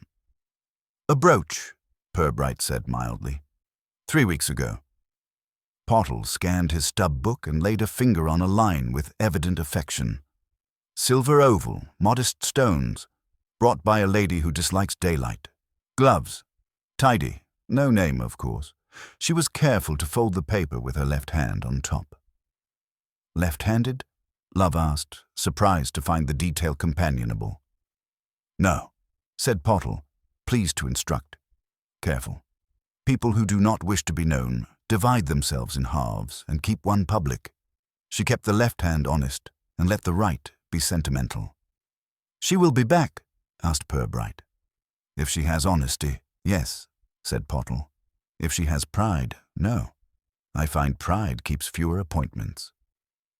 On Silver Street, the lamps were making promises they always kept at 5 and forgot at 10. The chemist's window had decided against courage and settled for liniment. Love tucked his notebook away, as if he had put a child to bed. What do we do about the habit, sir? He asked. We let it be found by people who like finding, said Purbright. And we asked no one to return anything until after supper. He had taken 2 steps when he paused. Though we shall, before we grow too charitable, remind ourselves to be annoying at the station hotel. The receptionist greeted them as one greets bread-and-butter callers, with kindness that had learned to ration itself. She did remember their lady in black. She had come again earlier, between 4 and 5, stood at the end of the counter where a plant attempted decency, and asked, politely, apologetically, whether there might be a back way to the platform because the front door had become too public for her comfort. I told her, the receptionist said, that the station belongs to everyone equally and the back way belongs to mice. She thanked me for my civics and left the way she had come. She keeps her voice small, she added, as if a voice might be accused of burglary. Small voices are dangerous. They had nearly reached the station steps when Mr. Parkin, who had trained himself to appear whenever a headline required applause, bobbed into their path, wearing delight as a badge. Heard, he said joyfully. They've just found the sisters' clothing in the church, behind the organ, where everything is kept, except faith. The guild is in raptures. Miss Fildew has asked to write a label. We were told, said Purbright, surprising the newsman only by not being surprised. Go and sell your certainty while it's warm. He did not go with them back to St. Jude's. He allowed the town its discovery without police supervision. He stood instead at the edge of the platform where the wind practiced a draught and looked down at the rails as if they might be a sentence he had yet to read aloud. Love, who could be patient when somebody respectable asked him to be, said nothing until Purbright turned. The habit, said the inspector, has come home to the parish with a story in its hem. Tomorrow we will ask that story if it knows its own name. For tonight, his gaze moved to the clock, which had resumed dictation. We will let its owner consider whether she prefers to be praised for charity or asked about accounts. A bell rang in the booking hall to discourage conversation. The 6:37 did what trains do when small towns depend on them.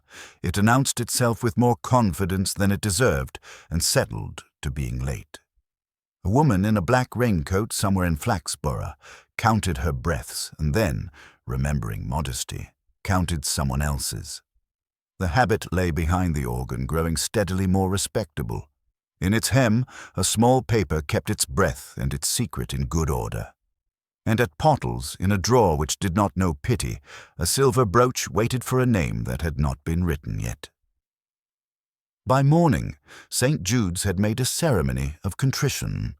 The verger, who regarded tidiness as a Christian virtue, had arranged the recovered habit upon a trestle in the north aisle with a notice that gave the cloth an alibi. Found behind the organ. Kindly do not touch. Ladies of the guild came and stood with the precise sorrow people reserve for objects that have disappointed them. One or two drew breath with the small, high sound that means a story has turned out to be better than first thought. Miss Fildew, allowed to provide a label, chose a script that looked like a prayer and spelled like a library catalogue.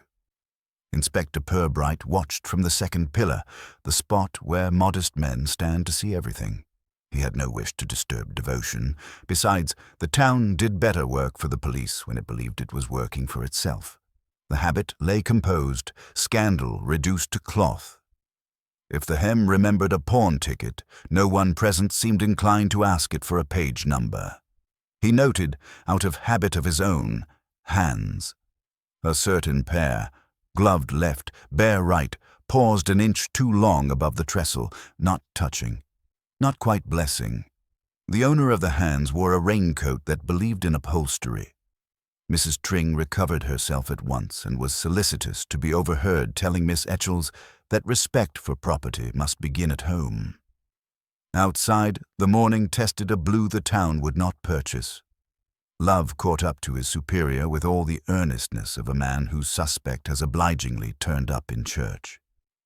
"She was there," he said, pitching his voice where piety could not hear it. "Left hand gloved. Violets enough to trouble hymnals." "She was there to borrow virtue," said Purbright mildly. "Let us see how she spends it." They allowed the day to move them as a tide moves paper boats, past Mr. Parkin's placard, now habit found in church, town relieved, through the market, where a butcher explained to a customer that decency cost more than fat, and down the high street to the cooperative stores. If respectability has a sound, it is the co-op till, the brave metallic clack that makes money look like manners. They had hardly come in when the store produced its own small theatre. A woman in black, no veil, no drama, stepped through the swinging doors with a precise, self-effacing movement that made eyes look at her and then forget they had. She went straight to the grocery counter and spoke to the junior there in a voice that had been taught to belong to corridors. "Would you allow me the charity tin for a moment?" she asked. "There was confusion on Saturday. I would like to repair it."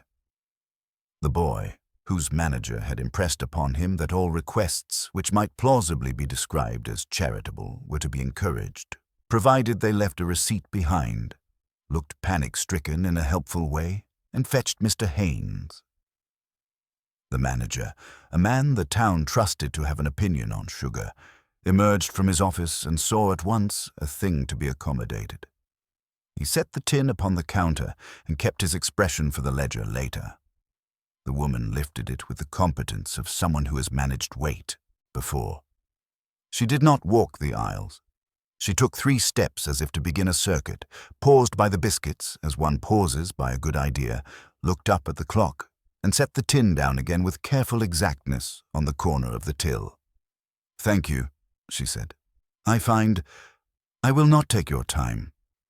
"Train?" asked Mr. Haynes, who believed in reasons.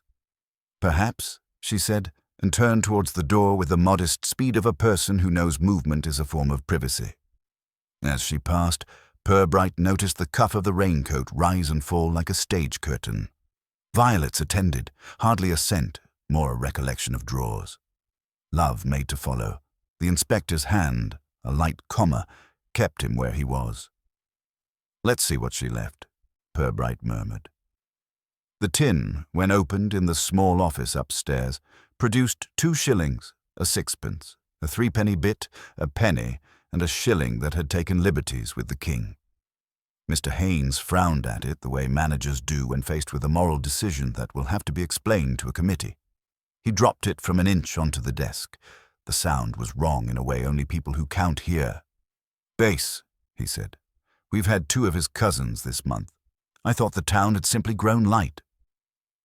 Miss Beryl Troughton, brought from her counting-house on pain of a disturbance in the accounts, entered with the air of a woman who would put numbers to rights even if they were the 10 Commandments.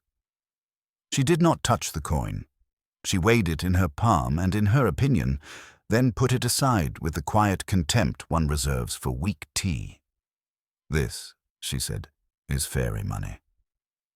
It looks like a shilling and buys nothing. I should prefer none of it to some." Also, she picked up the other silver in turn. "These are correct. Whoever left the impostor wished to be thought generous and remembered for it." "Would you know the hand that left it?" asked Purbright, as if such things were signatures. "Not by coin," said Miss Troughton. "By habit, perhaps.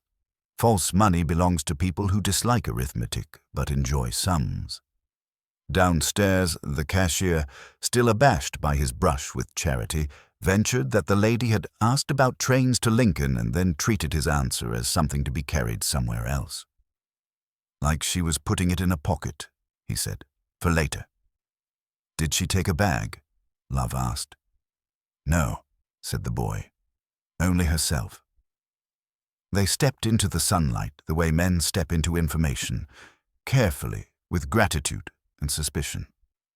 A shop girl from the drapery next door had her own contribution ready. "She turned into Tinker's Alley," she said. "I know because I noticed shoes. Those were not ours." Tinker's Alley gave them nothing except the feeling of being on the wrong side of something. The back door of the costumery was closed, the refuse tidy, Miss Tuke's domain outwardly composed. The faintest sweetness hung and fled, the kind of perfume that expects hankies to have lace.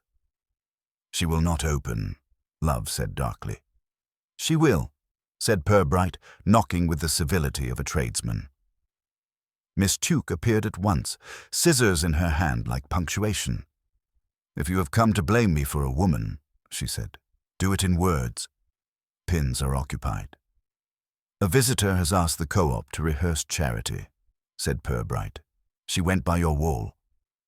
"She may pass all day," said Miss Tuke. "It is a free alley. The town is not. If she borrowed my respectability, she has not returned it. You will know when she does. It will be wearing apologies." "You are certain," Love put in, "you did not see her?" "I saw a shadow that had learned to keep its feet together," said Miss Tuke. "I have customers like that. They come to me for the appearance of being looked after." They left her with her cloth and her mild contempt. Love, thwarted by politeness, wanted a chase to justify his shoes. Purbright preferred a chair. He allowed the afternoon to sit on them at Mr. Parkin's doorway while they watched the town perform relief at the new certainty. The habit found, the sister not wicked, the boiler potentially warmed by sentiment.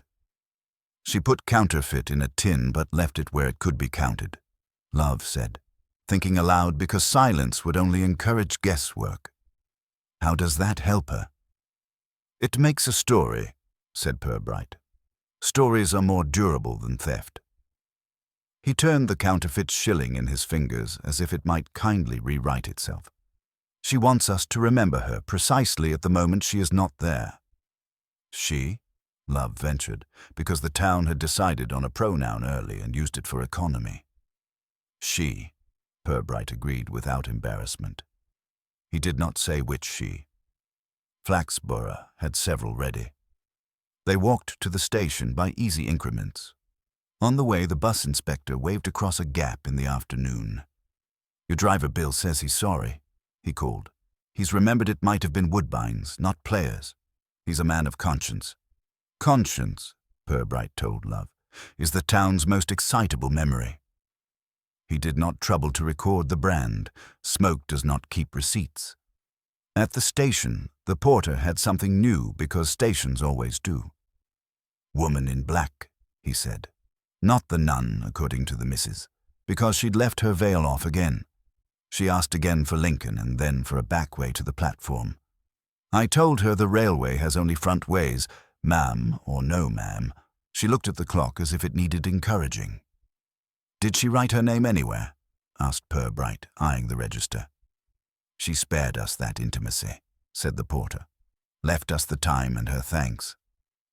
The hotel receptionist, consulted for symmetry, supplied that the same woman had returned earlier, asking the same favor. "A back way," she said, not without sympathy. As if a door could make a person less herself. The girl looked at Purbright with the trusting anxiety of those who expect wisdom to be a kind of upholstery. "Is she wicked?"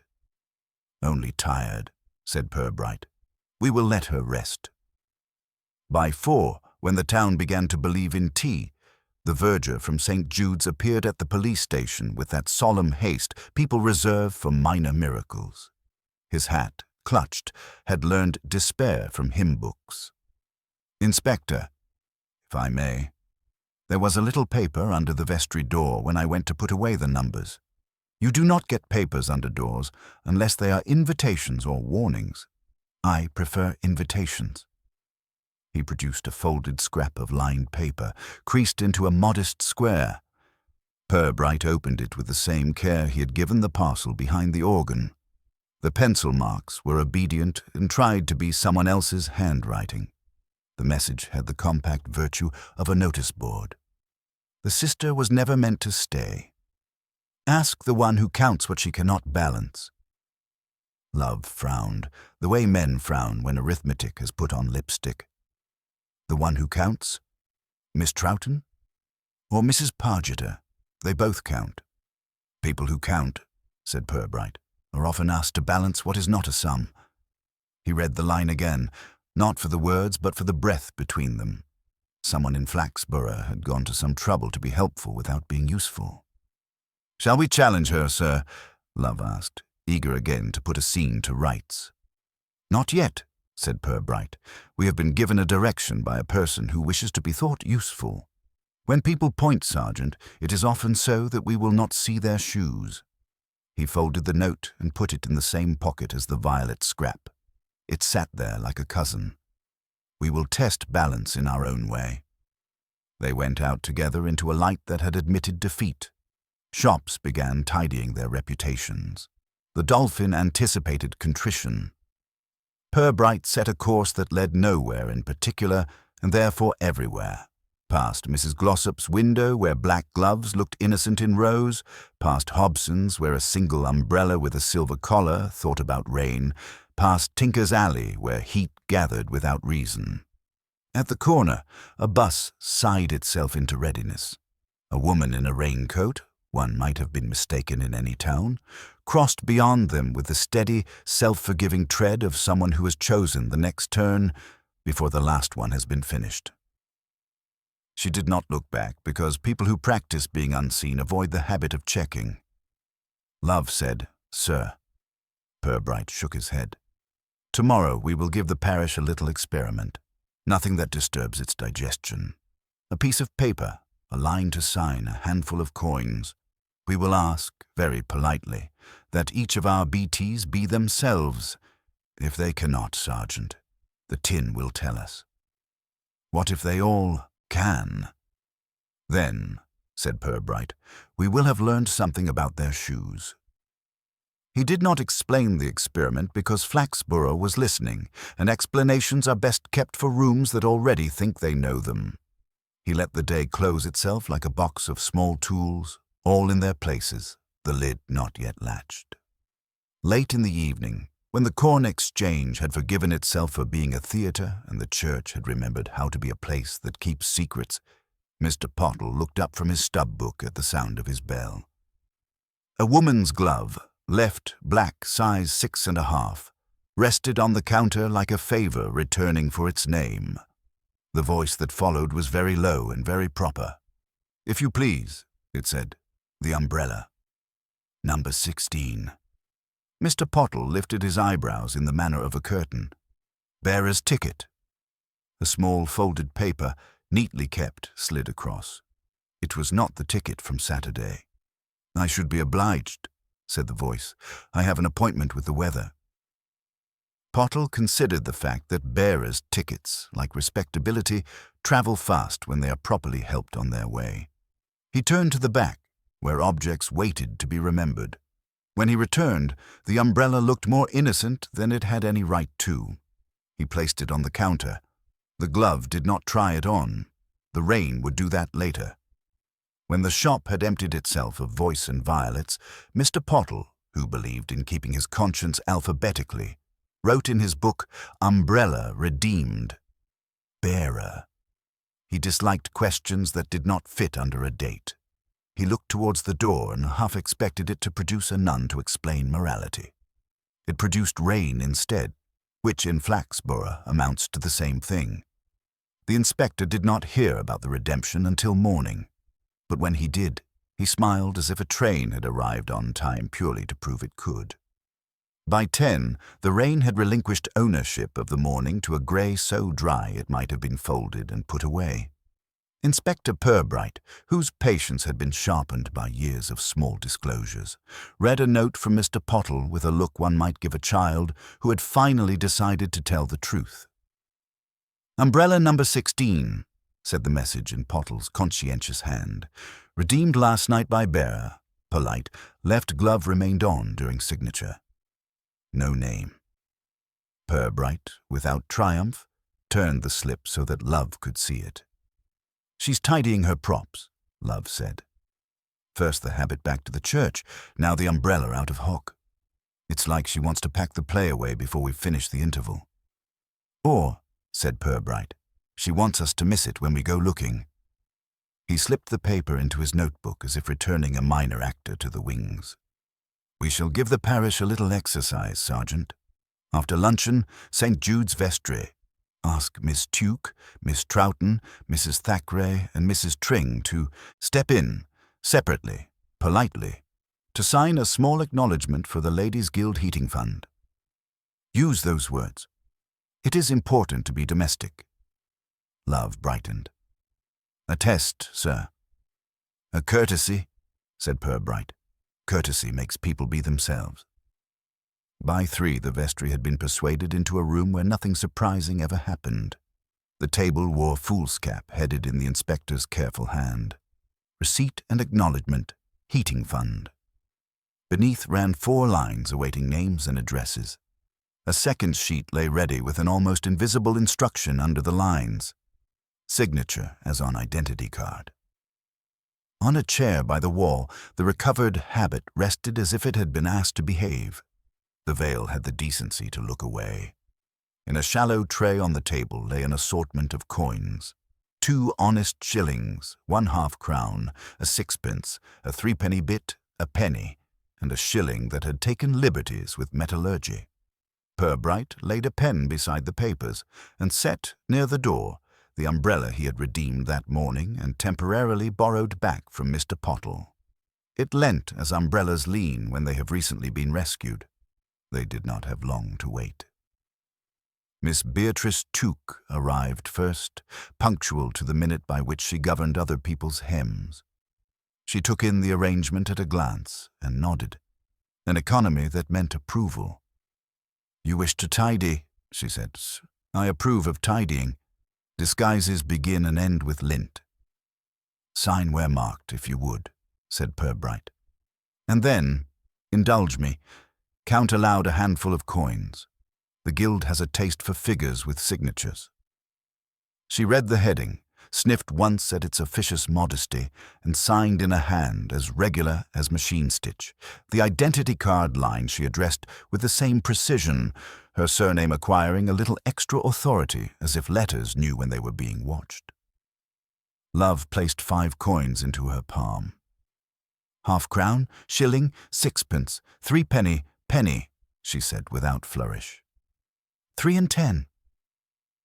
She set them down again and permitted herself to glance once, professionally, not proprietorially, at the habit. You could do better on the hem, she observed, and left. Mrs. Brenda Thackeray followed, correct as a hymn sung slightly too loudly. She carried a handbag that had learned to behave and an expression prepared to be helpful within reason. An acknowledgement, she said, already pleased to be respectable. I am in favor. She signed with tidy loops, the identity card line she accomplished with a flourish that suggested she had written her name in adversity before and enjoyed doing it in comfort. When Love let a penny fall into the iron of the vestry stove, the sudden clatter turned heads. Hers turned sharper, faster than a tidy woman should. She colored and smiled as if caught out by good manners. Nerves, she said lightly. The war left me with an ear for pennies. Many of us acquired one, said Purbright. He gave her the little parcel of coins. Shilling, sixpence, sixpence, threepenny, penny, she counted. Careful, accurate. 2 and 10. She tucked her glove cuff under with thumbnail and left with relief that had rehearsed itself. Miss Beryl Troughton, summoned from the cooperative's upper kingdom where numbers submitted themselves for correction, stood for a moment in the doorway, measuring the arrangement of papers and objects as if she were auditing a room. She moved to the table and read both headings before taking the pen. You will be pleased to know, she said, that subtlety irritates me less when it is tidy. Her signature in each place was angular, efficient, entirely loyal to the ration book. Love placed 5 coins into her palm. She did not name them at once. She arranged them by value, weighed each briefly in turn, and then spoke. Shilling, shilling, sixpence, threepenny, penny, she said. Her left hand, which had held the tray steady, still wore a glove. She removed it with a practical tug, revealing a forefinger faintly reddened at the pad. 3 and 7, she added. She paused, frowned, and moved the lower shilling between finger and thumb. This is wrong. In what way? Purbright's tone invited tincture rather than lecture. In the hand, she said. It is a shade light. The milling is indecent. It would pass on a wet day and at a fete. She set the coin aside with a calm contempt that approached pity. Please do not give the guild allegory. It does not help the boiler. Your left hand? Asked Purbright gently, looking at the finger. Sewing, she said without embarrassment.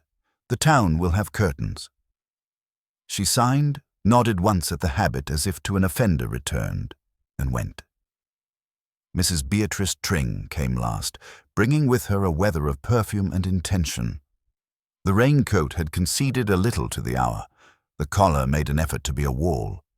She saw the umbrella, checked the expression that wished to recognize it intimately, and looked instead at the paper. What conscientiousness, she said, and made it a compliment. It reassures ledgers, said Purbright. Where indicated, please. She read the first line and signed as a woman who has practiced her name. When she reached the identity card instruction, her hand paused a fraction, the pause of someone who knows how her own name should look and prefers not to demonstrate it while observed. Spectacles, she murmured cheerfully, looking neither at her bag nor at any pocket. They are forever playing me false. May I complete that line at home? We will have at least the first line, said Purbright, as if the matter were trifling. And a small kindness. Count these aloud. Love tipped the little bundle of coins into her palm. She lifted each slightly, lips moving with discreet arithmetic. Half-crown, she said. Shilling, sixpence, threepenny, penny. Her smile asked to be admired for its bravery. 4 and 2. 4 and 3, said Miss Tuke's voice in memory, but it was Love who supplied, very gently. 4 and 3, madam. Oh, Mrs. Tring laughed, a bright, agreeable sound that hurried itself. Of course, I was being modest. She set the coins down, returned the pen, and, with a glance at the umbrella sufficiently casual to be rehearsed, withdrew, violets not strong, only remembered. When the door had closed upon the last of them, Love allowed the words he had been folding to unfold. She balked, he said, at the identity line, and before that, miscounted a total that even I can do without paper. And she looked at that umbrella like a woman looks at an old friend she's had a quarrel with. Said Purbright. He replaced the counterfeit shilling in the tray, where it could continue its career. What did you notice about hands? Miss Troughton keeps her left for work and pricks her forefinger. She's the left-hander she said she was. Miss Tuke's tidy.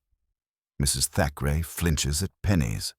Mrs. Tring keeps her left hand gloved while she signs with her right, just as the verger said of the lady who came for the glove, and as Pottle has now said of the bearer who signed for the umbrella. Good, said Purbright, as one approves a sum done in ink. Consistency is the politest of clues. They were interrupted by the verger, who had mastered the art of entering at exactly the point between discretion and urgency. I thought, he said, you would wish to know that the ladies have been very good. They admired the habit in an edifying manner and asked if it might be kept on view until Sunday. Miss Etchells has agreed on condition nothing touches. Also, the tins, we have 2, will be collected this evening for counting. I will say a word to them about base metal. It cannot sit down in the Lord's presence. Say it kindly, murmured Purbright. It is not the coin's fault. When the verger had gone, Love leaned on the table as if closeness might improve thought. Shall we bring her in now, sir? It feels like enough. It does, said Purbright, and therefore it is not. The town has only just begun to enjoy being sure. If we correct it too soon, it will do it again out of spite. We shall allow one more act. He drew the umbrella a fraction nearer to the chair as if furnishing a set. Tomorrow evening, Sergeant, we will ask the Ladies' Guild to hold a small review of its procedures at the Corn Exchange. We shall return the habit to its little stage, and we will invite the town to reassure itself. Reassurance is the most fragile thing. It breaks and shows you what it was hiding. Love, whose patience had learned to imitate the inspector's, nodded. And tonight? Tonight we will listen to what the town says about today. It will tell us who it believes. People confess most eagerly when they think they are only repeating what they have heard. They made to leave, but the day, which had been helpful, offered one more detail. A small boy from Pottle's came in with a note like a bill that had decided to be respectful. Purbright opened it. The boy waited the way messengers do who like being included. Sir, Mr. Pottle had written in his exact sharp hand. The brooch remains unclaimed, but a woman returned an hour ago and inquired after it without the ticket. I asked for a name. She laughed politely and said, "The Lord requires none from me, Mr. Pottle." Left immediately, left glove on. Love exhaled in something like triumph. Same habit. Gloved left, free right. It's a signature, sir. A courtesy, said Purbright. He put the note with the other in the country of his inside pocket. People who divide themselves into 2 hands hope we will watch the wrong one. He took up the pen and made a small addition under the signature line on his second sheet. No more than a flourish, an invitation to be definite. Then, as an afterthought, he did not present as one. He took from his pocket the counterfeit shilling and laid it not in the tray but under the corner of the paper, where it could misbehave in private. They had reached the door when a little tap at the window announced Miss Fildew in the guise of an incident. She came in with the solemn pleasure of a person entrusted with a subplot. "I would not intrude," she said, "but the librarian's eye is sometimes nagging. When the lady in black left the co-op earlier, she stopped on the threshold and looked, only a moment, towards the church clock and then to the side gate of the vicarage, as if measuring a path not permitted. People who do not know the difference between gates are a threat to narrative." "Thank you," said Purbright gravely, as if presented with a book he would be delighted to return late. When she had gone, he added softly, "She wants a back way to everything." Love smiled despite himself. "Except to her name." "Except," agreed Purbright. They stepped out into a late light that had decided to be respectable. The church bell practiced a single note as if warming up for a confession. Purbright paused at the threshold and looked back once at the table where pen, paper, tray, and umbrella had settled themselves into a picture of normality. "Tomorrow," he said, with no more emphasis than he gave to watering his amaryllis, "we shall ask the town to look at its own props. People are often startled by their furniture." They had taken 3 steps along the path when the verger came trotting across the stone, hat in hand, breath making sentences of different lengths. "Inspector, oh, sorry, one more thing. After you left, I put your papers away in the drawer. When I closed it, the shilling, one of them, rolled and fell to the floor. I picked it up. It bit me. Not a bite, obviously. More, how would you say, wrongness. I think it is one of those coins that can look you in the face and not be money." Purbright's eyes, mild, registered the news as if he had left the coin there to see if drawers told the truth. "Quite all right," he said gently. "Leave it with the paper until tomorrow." The verger nodded, reassured to be included in an irregularity. He replaced his hat with the dignity the hat would have chosen for itself, and went away. Love looked sideways. "You put it there on purpose." "I put it there where it could choose the company it liked," said Purbright. "It has chosen paper." He began to walk again, and then, after a few yards, he said with almost no change in tone, "This evening we shall have to go to Mr. Parkin. He will want a headline." "What will we give him?" "Nothing true," said Purbright amiably. "We will let him write that the guild is to demonstrate its probity in public. People come readily to be reassured and to see someone else fail at it." They turned into the high street. Flaxborough, which had spent the day manufacturing certainty, was ready at last to sit down to doubts. Somewhere a raincoat would be hung up with relief. A left glove kept on out of habit, a woman counting her breaths to the slow metronome of a church clock. And at Pottle's, in a tray that did not know charity, a silver brooch waited with the patience all small valuable things learn, that sooner or later someone must choose between pride and a ticket. As they reached the corner, Love tugged at his sleeve. Across the road, for the length of a sigh, the black raincoat appeared beyond a bus, the face turned away, the left hand gloved, the right bare and empty. She looked, once, towards the Corn Exchange as if reminded of a promise, and then was gone, leaving behind her a faint, domestic sweetness that had no business on a pavement. "She's coming to our meeting," Love whispered. "She's writing it," said Purbright. "We are only providing the chairs." And he walked on, lightly, as though the evening and the experiment already knew their places on the page. The Corn Exchange had been persuaded by the application of chairs and a trestle to remember its civic obligations. Lamps did their best to flatter the paint. The dais had been laid with a cloth that made figures look as if they would behave. On the center table, under Miss Fildew's hand-lettered card, exhibit for review, habit found, umbrella redeemed, tin to be audited. The nun's garment rested on its stand, with the submissive gravity of cloth no longer responsible for scandal. Near the door, an umbrella with a modest silver collar leant as if it had promised to do so. By 7:30, the room had achieved that volume of respectful noise which means a town has come to watch itself be proper. Mrs. Pargeter, promoted to a sort of treasurer emerita by distress, sat at the table with her ledger arranged like a sermon.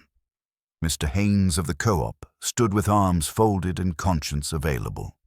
The vicar, who preferred sermons to ledgers, had been allowed the opening prayer on condition it contained no doctrine. Councillor Broxley hovered, prepared to convert any sentence into a committee. The Ladies' Guild spread itself like a well-meaning tablecloth. Inspector Purbright did not take the dais. He remained against the wall, a little to the left of the second pillar, which had discovered in him a cooperative. Sergeant Love, equipped with a sheaf of papers and the face of a man who will not allow arithmetic to be lonely, fussed helpfully near the trestle, The town, seeing no uniforms imposing themselves, relaxed. It is easier to be reassured in front of the police when the police look as if they approve of reassurance. The vicar blessed the meeting with a sentence that asked God to look kindly upon coal, clocks, and community spirit.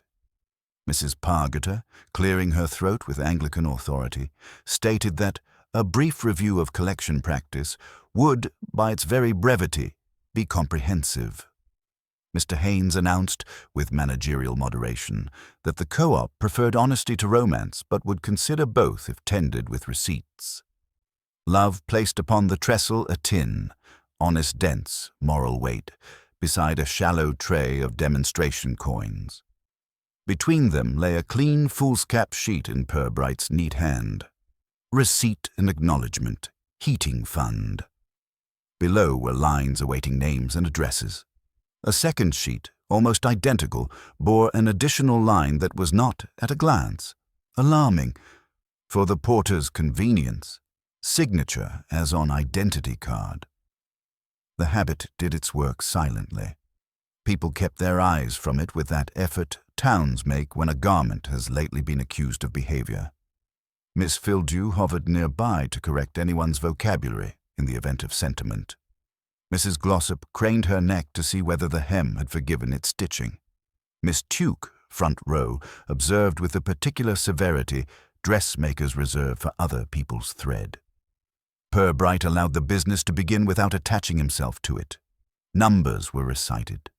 The tin was picked up, set down, weighed by an elderly gentleman whose life had been one long rehearsal for that very act. There were polite interjections about the perils of fate money. There was a soft general admiration for the umbrella which, being a simple object with a silver ring, was spared the need to confess. "Now, if you please," Mrs. Pargeter announced with the brightness of a magistrate acquitting someone in order to be kind to their mother. "Those who were present at the flower show and, encountered the sister in the matter of the heating fund are asked to sign this acknowledgement. It will prevent mischief." Love carried the first sheet along the front row with the caution of a man who knew paper could explode. Miss Tuke accepted the pen like a pair of shears and signed with elegant impatience. Miss Fildew wrote her name in a hand that hoped to be anthologized. Mrs. Glossop wrote with loops intended to flatter the future. The sheet moved back through the room, collecting identity at its leisure. Purbright let his gaze take its small walk, hands, shoes, faces that brightened for nothing in particular. When Love, at the inspector's small nod, produced the second sheet and announced that the porter would be tremendously obliged if those present would add their names again, in the style to which their ration books are accustomed, there was a pleasant murmur. People enjoy being asked for something they can supply without thinking. The second sheet began its journey. Identity cards have a way of disciplining the frivolous. Signatures became smaller, more themselves. Somewhere near the middle of the room, a chair creaked. At the dais, a penny fell out of nobody's pocket and experimented with the wood. Mrs. Brenda Thackeray's head turned sharply. She recovered with a smile of the sort affluent nerves practice. Purbright, who had not dropped the penny, marked the arc of her attention and let it go. Not far from the trestle, Mrs. Beatrice Tring sat with the bright composure of a woman who had arranged to be seen from a useful angle. The left hand remained gloved, the right toyed with a clasp, and then, as the second sheet approached, steadied itself. When the pen reached her, she signed the first line with a flourish that belonged to her visiting cards. The second line, as on identity card, received a pause. She glanced at the door and then at the umbrella, the glance one gives an old friend when a quarrel is still in rehearsal. "My spectacles," she said to Love, pleasantly apologetic. "They mislay themselves. May I?" "Of course," said Love, who had been taught by his inspector that courtesy catches more truth than insistence. He moved on. The pen travelled. The sheet made its rounds. The porter, in absentia, was gratified. During a short interval called for biscuits, the church boiler was praised in eloquent silence. Purbright drifted. The word is unjust. He never drifted. He arrived without becoming a destination, to a place where he could see the umbrella and the habit at once. A woman, raincoat, collar up, paused by the trestle, not touching, the left hand close, the right unoccupied. She remembered the umbrella and remembered not to remember it. Violets were faint in the air for a moment. An old drawer opened and politely closed. "Shall we total, Mrs. Pargeter?" called someone keen for the pleasure of figures. "We shall," said the treasurer, and gave numbers a voice so firm they lined up. She declared a small sum, unembarrassing this time, that could be said to belong to the Lord. There was applause of the durable kind, hands that knew how to approve without commitment. The meeting, reassured as the placard had promised it would be, prepared to dismiss itself, with that sensation country towns love best, the sense of having once again behaved. "Before you go," said Love, as solicitous as a waiter who has remembered the mints, "the porter's list, thank you, has come home." "Inspector." Purbright accepted the second sheet without inspection. He did not appear to read it.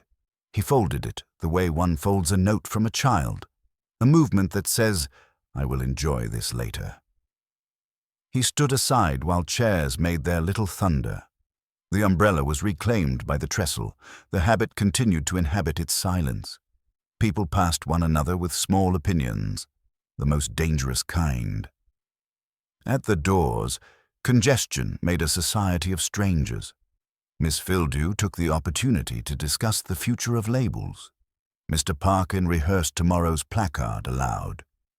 The vicar shook hands twice with the same person in the approved ecclesiastical manner. Mrs. Tring, waited upon by a luckless draught, adjusted her collar and made the sort of exit which invites the town to say of her, "There goes a woman who has managed something." Only when the noise had diluted itself into the street did Purbright return to the table. He laid the two sheets side by side on the cloth, not with ceremony, only with the attention one gives to domestic miracles. Love came round the trestle and leaned with the care of a man who suspects furniture might be listening.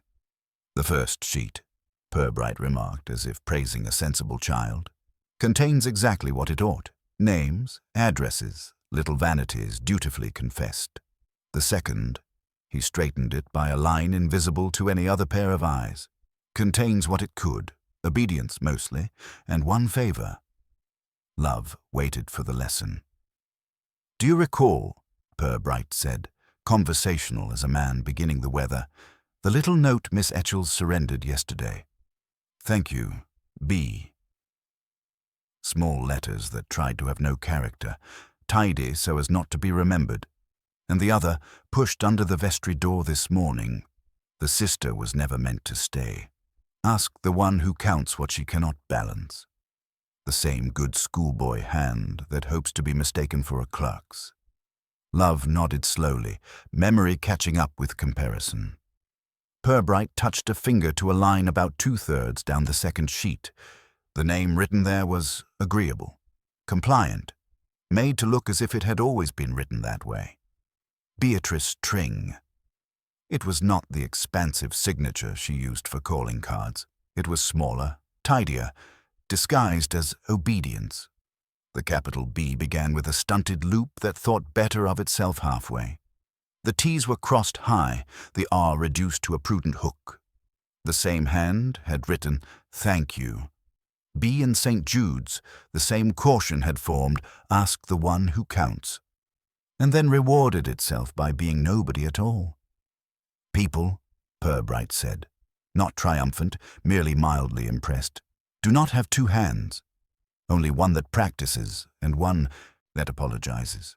The apologizing hand has been busy. He did not look at the door where, a minute earlier, violets had remembered how to be modest. "Shall we?" Love's eagerness escaped before he could place a rank upon it. "Not here," said Purbright. "The town has had its reassurance. Let us not deprive it of digestion. Tomorrow will do. She will be early. Guilt, like good breeding, abhors being late." They gathered papers. The umbrella, having acquitted itself as an exhibit, waited to be escorted. Miss Fildew, unable not to be useful, came to offer a label for Porter's List, signed, which Purbright accepted with gratitude and did not apply. As they stepped into the night, Flaxborough had begun to tell the evening what had just happened to the afternoon. Heads inclined to one another with pleasure and accuracy. Repeats were already improving on originals. The sky had decided against rain for the present. The smell of the town, soap, tea, a very little beer, settled into an alliance with lamplight. They made 50 yards in companionable silence. Then Love, as though the thought had been trying to be heard since the room, said, "She wrote the vestry note, as well as the thank you. B. For a moment I thought the first might have been meant to warn us, but it was meant to point us." "A good finger," murmured Purbright, "is more useful to a liar than a good tongue." It pointed to the one who counts because the one who counts is hard to disprove without causing offense. Meanwhile, the hand that wrote it took back its glove, redeemed its weather, and rehearsed leaving again. A bus sighed at the stop. Someone laughed in a way that had to do with beer and not happiness. They reached the corner where the road to the station began to consider itself important. Purbright paused, as if listening to a small domestic sound from inside a house. "We will be at the station in the morning," he said. "If there is a running away to be attempted, it will have rehearsals. But we will not snatch at them. Trains keep bad hours for truth. It is best to eat first." They were about to turn when a constable, hurrying with that peculiar, embarrassed speed policemen keep for errands in small towns, came up and touched his cap. "Beg pardon, sir. Message from Mr. Pottle. Woman in black asked just now if a brooch might be redeemed without embarrassment." He required the ticket. She had none. She said the Lord knew her name and left in a hurry. Purbright accepted the news as one accepts change that has been counted twice already. "Thank you," he said. "Tell Mr. Pottle that the Lord will have to be introduced." The constable went. Love let out a breath that made a cloud. "She is tidying everything except the debt." "That," said Purbright, "is the thing about pride. It will pay off every story before it pays a shilling." He put the folded porter's sheet away as one puts away an invitation to a party at which one has decided to be sober. The bee, neat and self-effacing, remained for a moment in his mind's eye like a small candle that had thought itself unobserved. They walked on. The night had settled into the commendable habit of being ordinary. Behind them, the Corn Exchange released the last of its chairs with a sigh. Ahead, the station clock rehearsed being punctual in case anyone was watching. Somewhere between the two, a woman in a raincoat measured distances with her feet and discovered, perhaps for the first time, that even small towns are bigger when one is trying to leave. At the turning, Love slowed. "Sir, tomorrow. You will—" "Ask nicely," said Purbright. The corners of his mouth made a minute decision. "And then I shall listen. She has been writing. It is only fair to let her read us the last chapter herself." The station had the clean look of a place that expects departures. Morning light, undecided but hopeful, fell across the enamel signs and made even "way out" appear to offer civility. The porter, who had never forgiven trains for keeping their own hours, polished a portion of counter that could not reasonably be thought responsible. Inspector Purbright and Sergeant Love stood by the window where ticket prices, like morals, were posted publicly. They looked as though they had been waiting for someone whose punctuality was a habit rather than a promise. "It is 10 minutes to the 10:12, the porter observed, in the voice of a man proposing a treaty. "North to Lincoln, provided God remembers the timetable." "He is generally punctual with other people's arrangements," said Purbright mildly. Flaxborough provided the respectful traffic of a weekday morning that had decided to be useful. Mrs. Brenda Thackeray came briskly along the platform carrying a parcel that did not actually need to be carried, allowed the clock to approve her, and then, as if rebuked for negligence, turned back at once. She always remembered something after she had remembered everything. Miss Fildew, astonishingly early for a person whose living was made from lateness, bought a platform ticket in order to mislay it elegantly and look for it twice. Mr. Parkin delivered a newspaper to himself and read his own headline in the glass. Habit found, town relieved. He approved of the town's relief. It would sell well. Miss Beryl Troughton crossed the booking hall with a ledger under her arm and the air of a woman who did not so much walk as move numbers from one column to another. She inclined her head to the inspector in the manner of an entry balanced. She smelt of ink, and the inside of coats hung in good order. At 3 minutes to the 10:12, the door admitted a draught and a woman in a black raincoat. The caller, as ever, tried to remember being furniture. Her left hand wore its glove. The right did nothing conspicuous with its freedom. She asked the porter, in a voice small enough to be clerical and clear, enough to be obeyed for a single to Lincoln if it is not inconvenient to the railway. The porter, who respected both humility and the threat of it, found himself charmed against reason. "Would you step into the waiting room a moment, madam?" Purbright said, polite to the edge of apology. "It is warmer there, and I have the porter's list to trouble you with for a second signature." She hesitated exactly long enough to recognize her own habit of hesitation, then nodded as if doing the inspector a favor. The waiting room had been swept into an impression of welcome.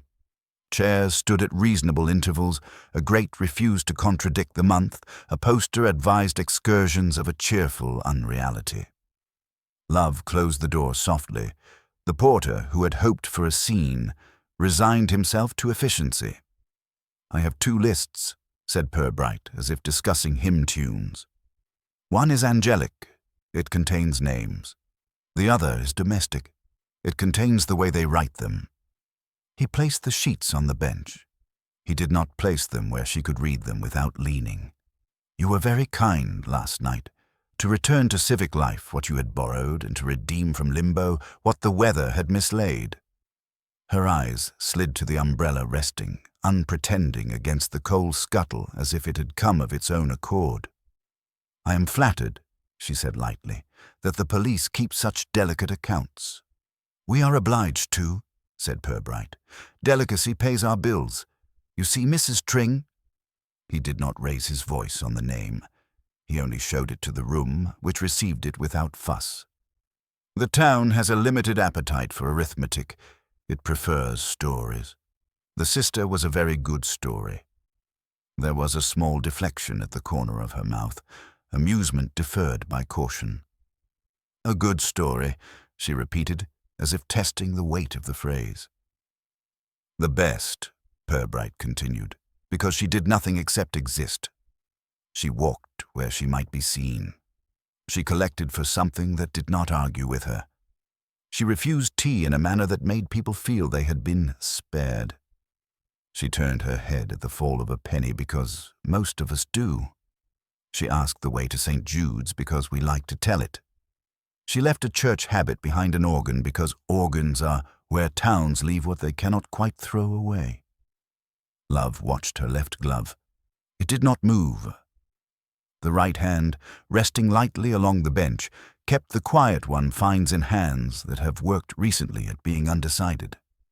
The habit, Purbright went on conversationally, was Miss Tuke's. The veil had pins good enough to resist sentiment. The hem, which had been asked to be modest by an additional inch, contained a little paper that considered itself a secret. Pottle's pawn ticket for a silver brooch taken 3 weeks before. The umbrella was Hobson's, confided to Pottle for a few hours on Saturday. The tin held some good money and 1 coin too light, as all lies are. These are not crimes in themselves. They are props. "Props," she said, and the word made a path for a smile that almost came. "Stage properties," said Purbright. "Flaxborough has a little theatre in it. The sister wore a glove with someone's initials that were not hers, B.T., a generosity of confusion. She allowed people to see a seam when she stepped across Dobson's puddle because the town prefers to think saints are human. She asked the porter about trains without buying one because time looks better borrowed than owned. She left behind, under a vestry door, a note written in a hand that asked to be mistaken for nobody. And then she wrote the same hand again on a little slip at St. Jude's. "Thank you. B." He turned the second sheet slightly, the better to let daylight notice it. Last night, when the porter's convenience required it, she signed a name as on an identity card. Not her drawing-room hand, the smaller one, the clerk's. It is very obliging of the two hands to resemble one another so closely. Silence followed the sentence with its hands in its pockets. Outside, the clock cleared its throat for the benefit of the 10:12. Love could hear beyond the door the station's discussion of punctuality. "I am sure," she said at last, delicately apologetic, "that a number of ladies in town have delicate hands, umbrellas, and charity. I would not like to be unfair to any of them." "Nor I," said Purbright, "which is why this morning, very early, I took the liberty of rescuing from Mr. Pottle's drawer something that belongs to the story. He is a conscientious man. He requires a ticket. I found one." He laid on the bench, as casually as one lays down a small courtesy, the oval of a silver brooch. It was modest, more valuable to vanity than to thieves, and it had the grave air of a thing that has been absent from its home longer than it expected. The gloved hand stayed gloved. The bare one, after the smallest of postponements, floated towards the brooch and did not quite touch it. The veil of perfume, faint, domestic, Parma violets remembering drawers, lifted and settled like a thought that had been permitted indoors. For a moment, she and the brooch looked at each other, which is something objects and owners rarely are seen to do. "It was pawned by bearer," said Purbright gently. "There was no name to humiliate. Pride is clever that way, but pride forgets sometimes that cloth has corners where things slip. If she was going to laugh, the notion mislaid its nerve. "Do you propose," she asked, airy as a card on a mantel, "to charge somebody with being unfortunate?" "No," said Purbright. "We have no law against cleverness attempted in the cause of dignity. The 13 shillings will be found. They have already begun to remember honesty. The counterfeit will be refused entry at the vestry. What remains is a performance, which you produced, directed, and then tried to dismantle before the critics came in. It was very competently done. The town liked it. It made it feel kind." She looked at the brooch as if it were speaking to her in the voice of someone whose opinion she valued and had disappointed too often. "You make it sound," she said, "as if I had done you a favor." "You did the town one," said Purbright. "It enjoys discovering that it is charitable with only the slightest provocation. It will dine out on it for a month. You also allowed Miss Tuke to be right about hymns, Miss Troughton to be right about balance, and Mrs. Glossop to be right about gloves. We are all extremely obliged." "And what," she said, the left glove resting now in her lap like a good resolution, "does Flaxborough's gratitude usually look like?" "Talk," said Purbright, "and privately, a policeman asking you not to leave by the back way." He inclined his head towards the door to the platform. "I would like you not to travel on the 10:12. There is a later train. There are always later trains. Between now and then I should be glad to hear, not the story you arranged for us, but the truth you arranged it to hide." Love, watching, felt something in the room unfasten. Not a lock, a button. She looked from the brooch to the inspector as if deciding whether she had been offered safety or something worse, understanding. "Why on earth?"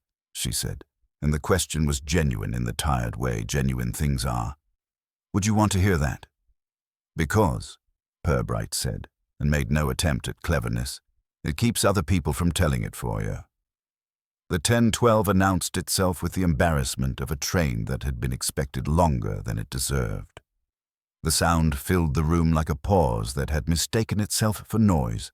She sat very still and then, as if the decision had been waiting in the glove all the time, began to peel it off. She did it carefully, without dramatics, each finger freed in order like a column balanced. The bare left hand lay for a moment beside the brooch and then drew back to the clasp of her raincoat. "Very well," she said, voice quiet enough to belong to no one but herself. "I will explain why a woman would borrow holiness for an afternoon." She looked towards the window where the platform went about the business of pretending it was important. "Not here, not while a timetable can interrupt." "Where would you like?" asked Purbright, as if asking where tea would be happiest. She glanced involuntarily towards St. Jude's, which could be seen if one knew where to look through the wrestle of roofs and chimneys. "There," she said. "Things get believed faster in churches." "After the 10-12 has forgiven itself," Purbright agreed. The whistle made up its mind and went. On the platform, the porter found himself suddenly in charge of less than he had prepared for. In the waiting room. The inspector lifted the brooch, not as evidence but as something that had been temporarily homeless, and returned it to his pocket as one might return a word to a sentence. Love opened the door. The world returned with its draught. Mrs. Tring, left hand ungloved now, the raincoat less certain of itself, stood up. She looked, for an instant, directly at the umbrella, as if to tell it they were finished with one another. Then she looked at Purbright and said the line that sent a theatre-goer forward to the next act, whether or not he could afford it. "I was never a sister, Inspector," she said, "but I learned how to be believed." She stepped past him, not in flight, but in appointment. The clock, relieved to have done something, settled back into its old mistake of being right. St. Jude's received them with the gravity of a place that has learned to keep confidences without appearing to enjoy them. Morning light, filtered by windows that had been clean for long enough to be repentant, made a decent show of patience on the flagstones. The verger let them into the nave with the air of a man who could not prevent grace but could see about its timing. He did not hover. He went away to put hymn numbers in order in case anybody asked for one of them suddenly. Inspector Purbright chose the second pew from the front, near enough to the habit laid out on its trestle to be taken for part of the furniture, far enough to allow a conscience to sit down. Sergeant Love took a place behind him, as one takes a place at a window which may or may not look out on weather. Mrs. Tring walked slowly up the aisle. The sound of her step had the politeness of a person who knows a church floor is older than she is.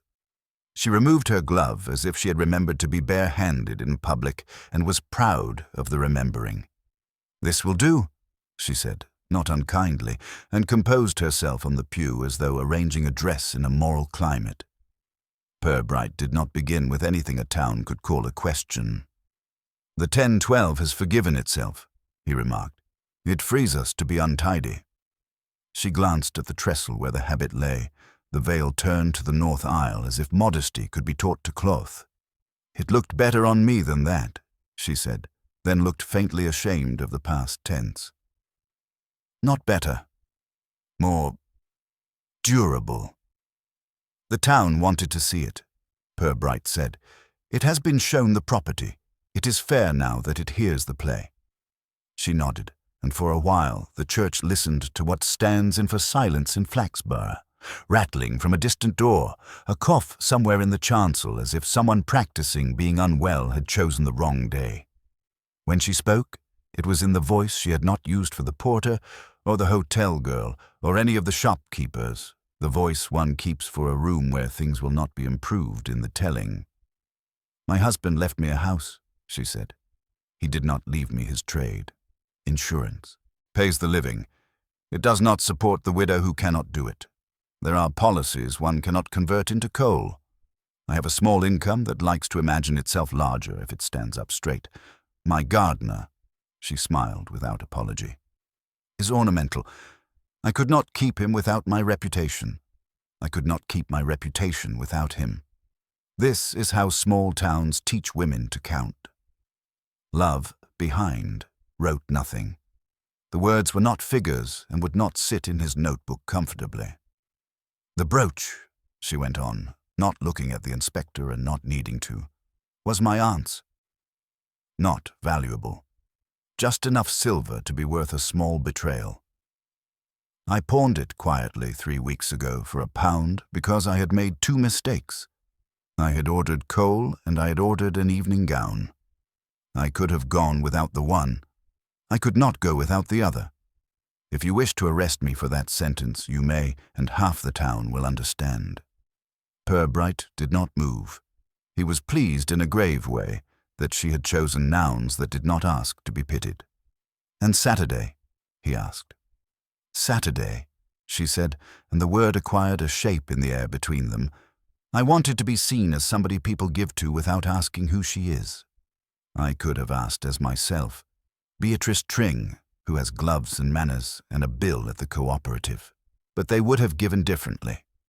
I wanted to borrow holiness for an hour, so that kindness would not carry gossip out with it. You cannot imagine what relief it is to be looked at without being recognized. Or perhaps you can." She glanced with the faintest mischief at the inspector's uninteresting spectacles. "The habit," said Purbright, making it sound less than it was. "Miss Tukes," she agreed. I told her it was for an edifying tableau. It was. Edification needs costumes. I asked for an inch more on the hem because I own shoes that speak too clearly. I put on the veil and something quite foolish happened. People were happy to see me. I've never been so loved by strangers. "And the tin?" Purbright's tone did not betray the town's fear of arithmetic. "I went round with it because it was consonant with the dress," she said. "I made no speech. I did not appeal. I blessed nobody. I did not take. I gave 2 shillings of my own and saw 3 men add pennies as if they were being photographed. I thought, very stupidly, that I might leave the tin heavier than my pride. When I returned it to Mrs. Pargeter, it felt heavier to me. Your figure later, 13 shillings short of what she had written in her book, was not my doing. It was hope subtracted by reality. People confuse what they promised with what they paid. You must tell her that. She will forgive you for it before she forgives herself." Love shifted. He would have liked to forgive someone. He disliked forgiving arithmetic. "The umbrella," said Purbright, as if remarking that weather had changed. "I took one from the cloakroom," she said. "Number 16. I had to leave by the side door and cannot be seen to run. Later I pawned my own, Hobson's silver-collared one, at Mr. Pottle's so that I could put money in my pocket that did not have a name. It is foolish to be at the railway and not own cash with no ancestry. I asked about trains the way a woman asks about divorce, so that the question will be seen to have been asked. I did not go. I do not know how to go. I have a gardener." "The counterfeit shilling at the cooperative," said Purbright, so mild that the coin might have felt ashamed. She smiled without much success. "I left it because the story was going to die. Miss Troughton has a ledger that cures everything. If people stopped talking, they would start thinking. Better to let them practice indignation on base metal. It hurts nobody and warms committees." "And the notes?" he asked. "The thank you. B. For the glove. The reminder to ask the one who counts what she cannot balance. The smaller hand that wishes to be mistaken for nobody." She took a breath that, in another woman, might have asked for help. "I have 2 handwritings," she said. "One for invitations and one for apologies. I wrote the thank you because I wanted the glove back and knew Miss Etchells would believe anybody who said your name. I wrote the other because I was angry with Miss Troughton for a letter she sent me last month. It was correct. It was not kind. People who balance books would do well to remember that lives have margins." Love, unaccustomed to rage that arrived wearing manners, found he liked her less and more at once. Purbright slid, without seeming to, a little nearer to the edge of the pew. "Why the cigarette?" he asked. "Behind the coal hatch. People who practice being unseen often forget the little rehearsals." "That," she said, and the laugh that came now belonged to a younger person who had expected to get away with it, "was wickedness. I promised myself a thing I had not been allowed for 2 years. Nuns do not smoke, I do. I thought the wind would be discreet. Your driver, Bill, is more devout than weather. There is also the matter of the brooch, said Purbright, not in order to put her in the dock, only so that the brooch might be put back in a sentence with its owner. He took it from his pocket and laid it, without flourish, on the pew between them.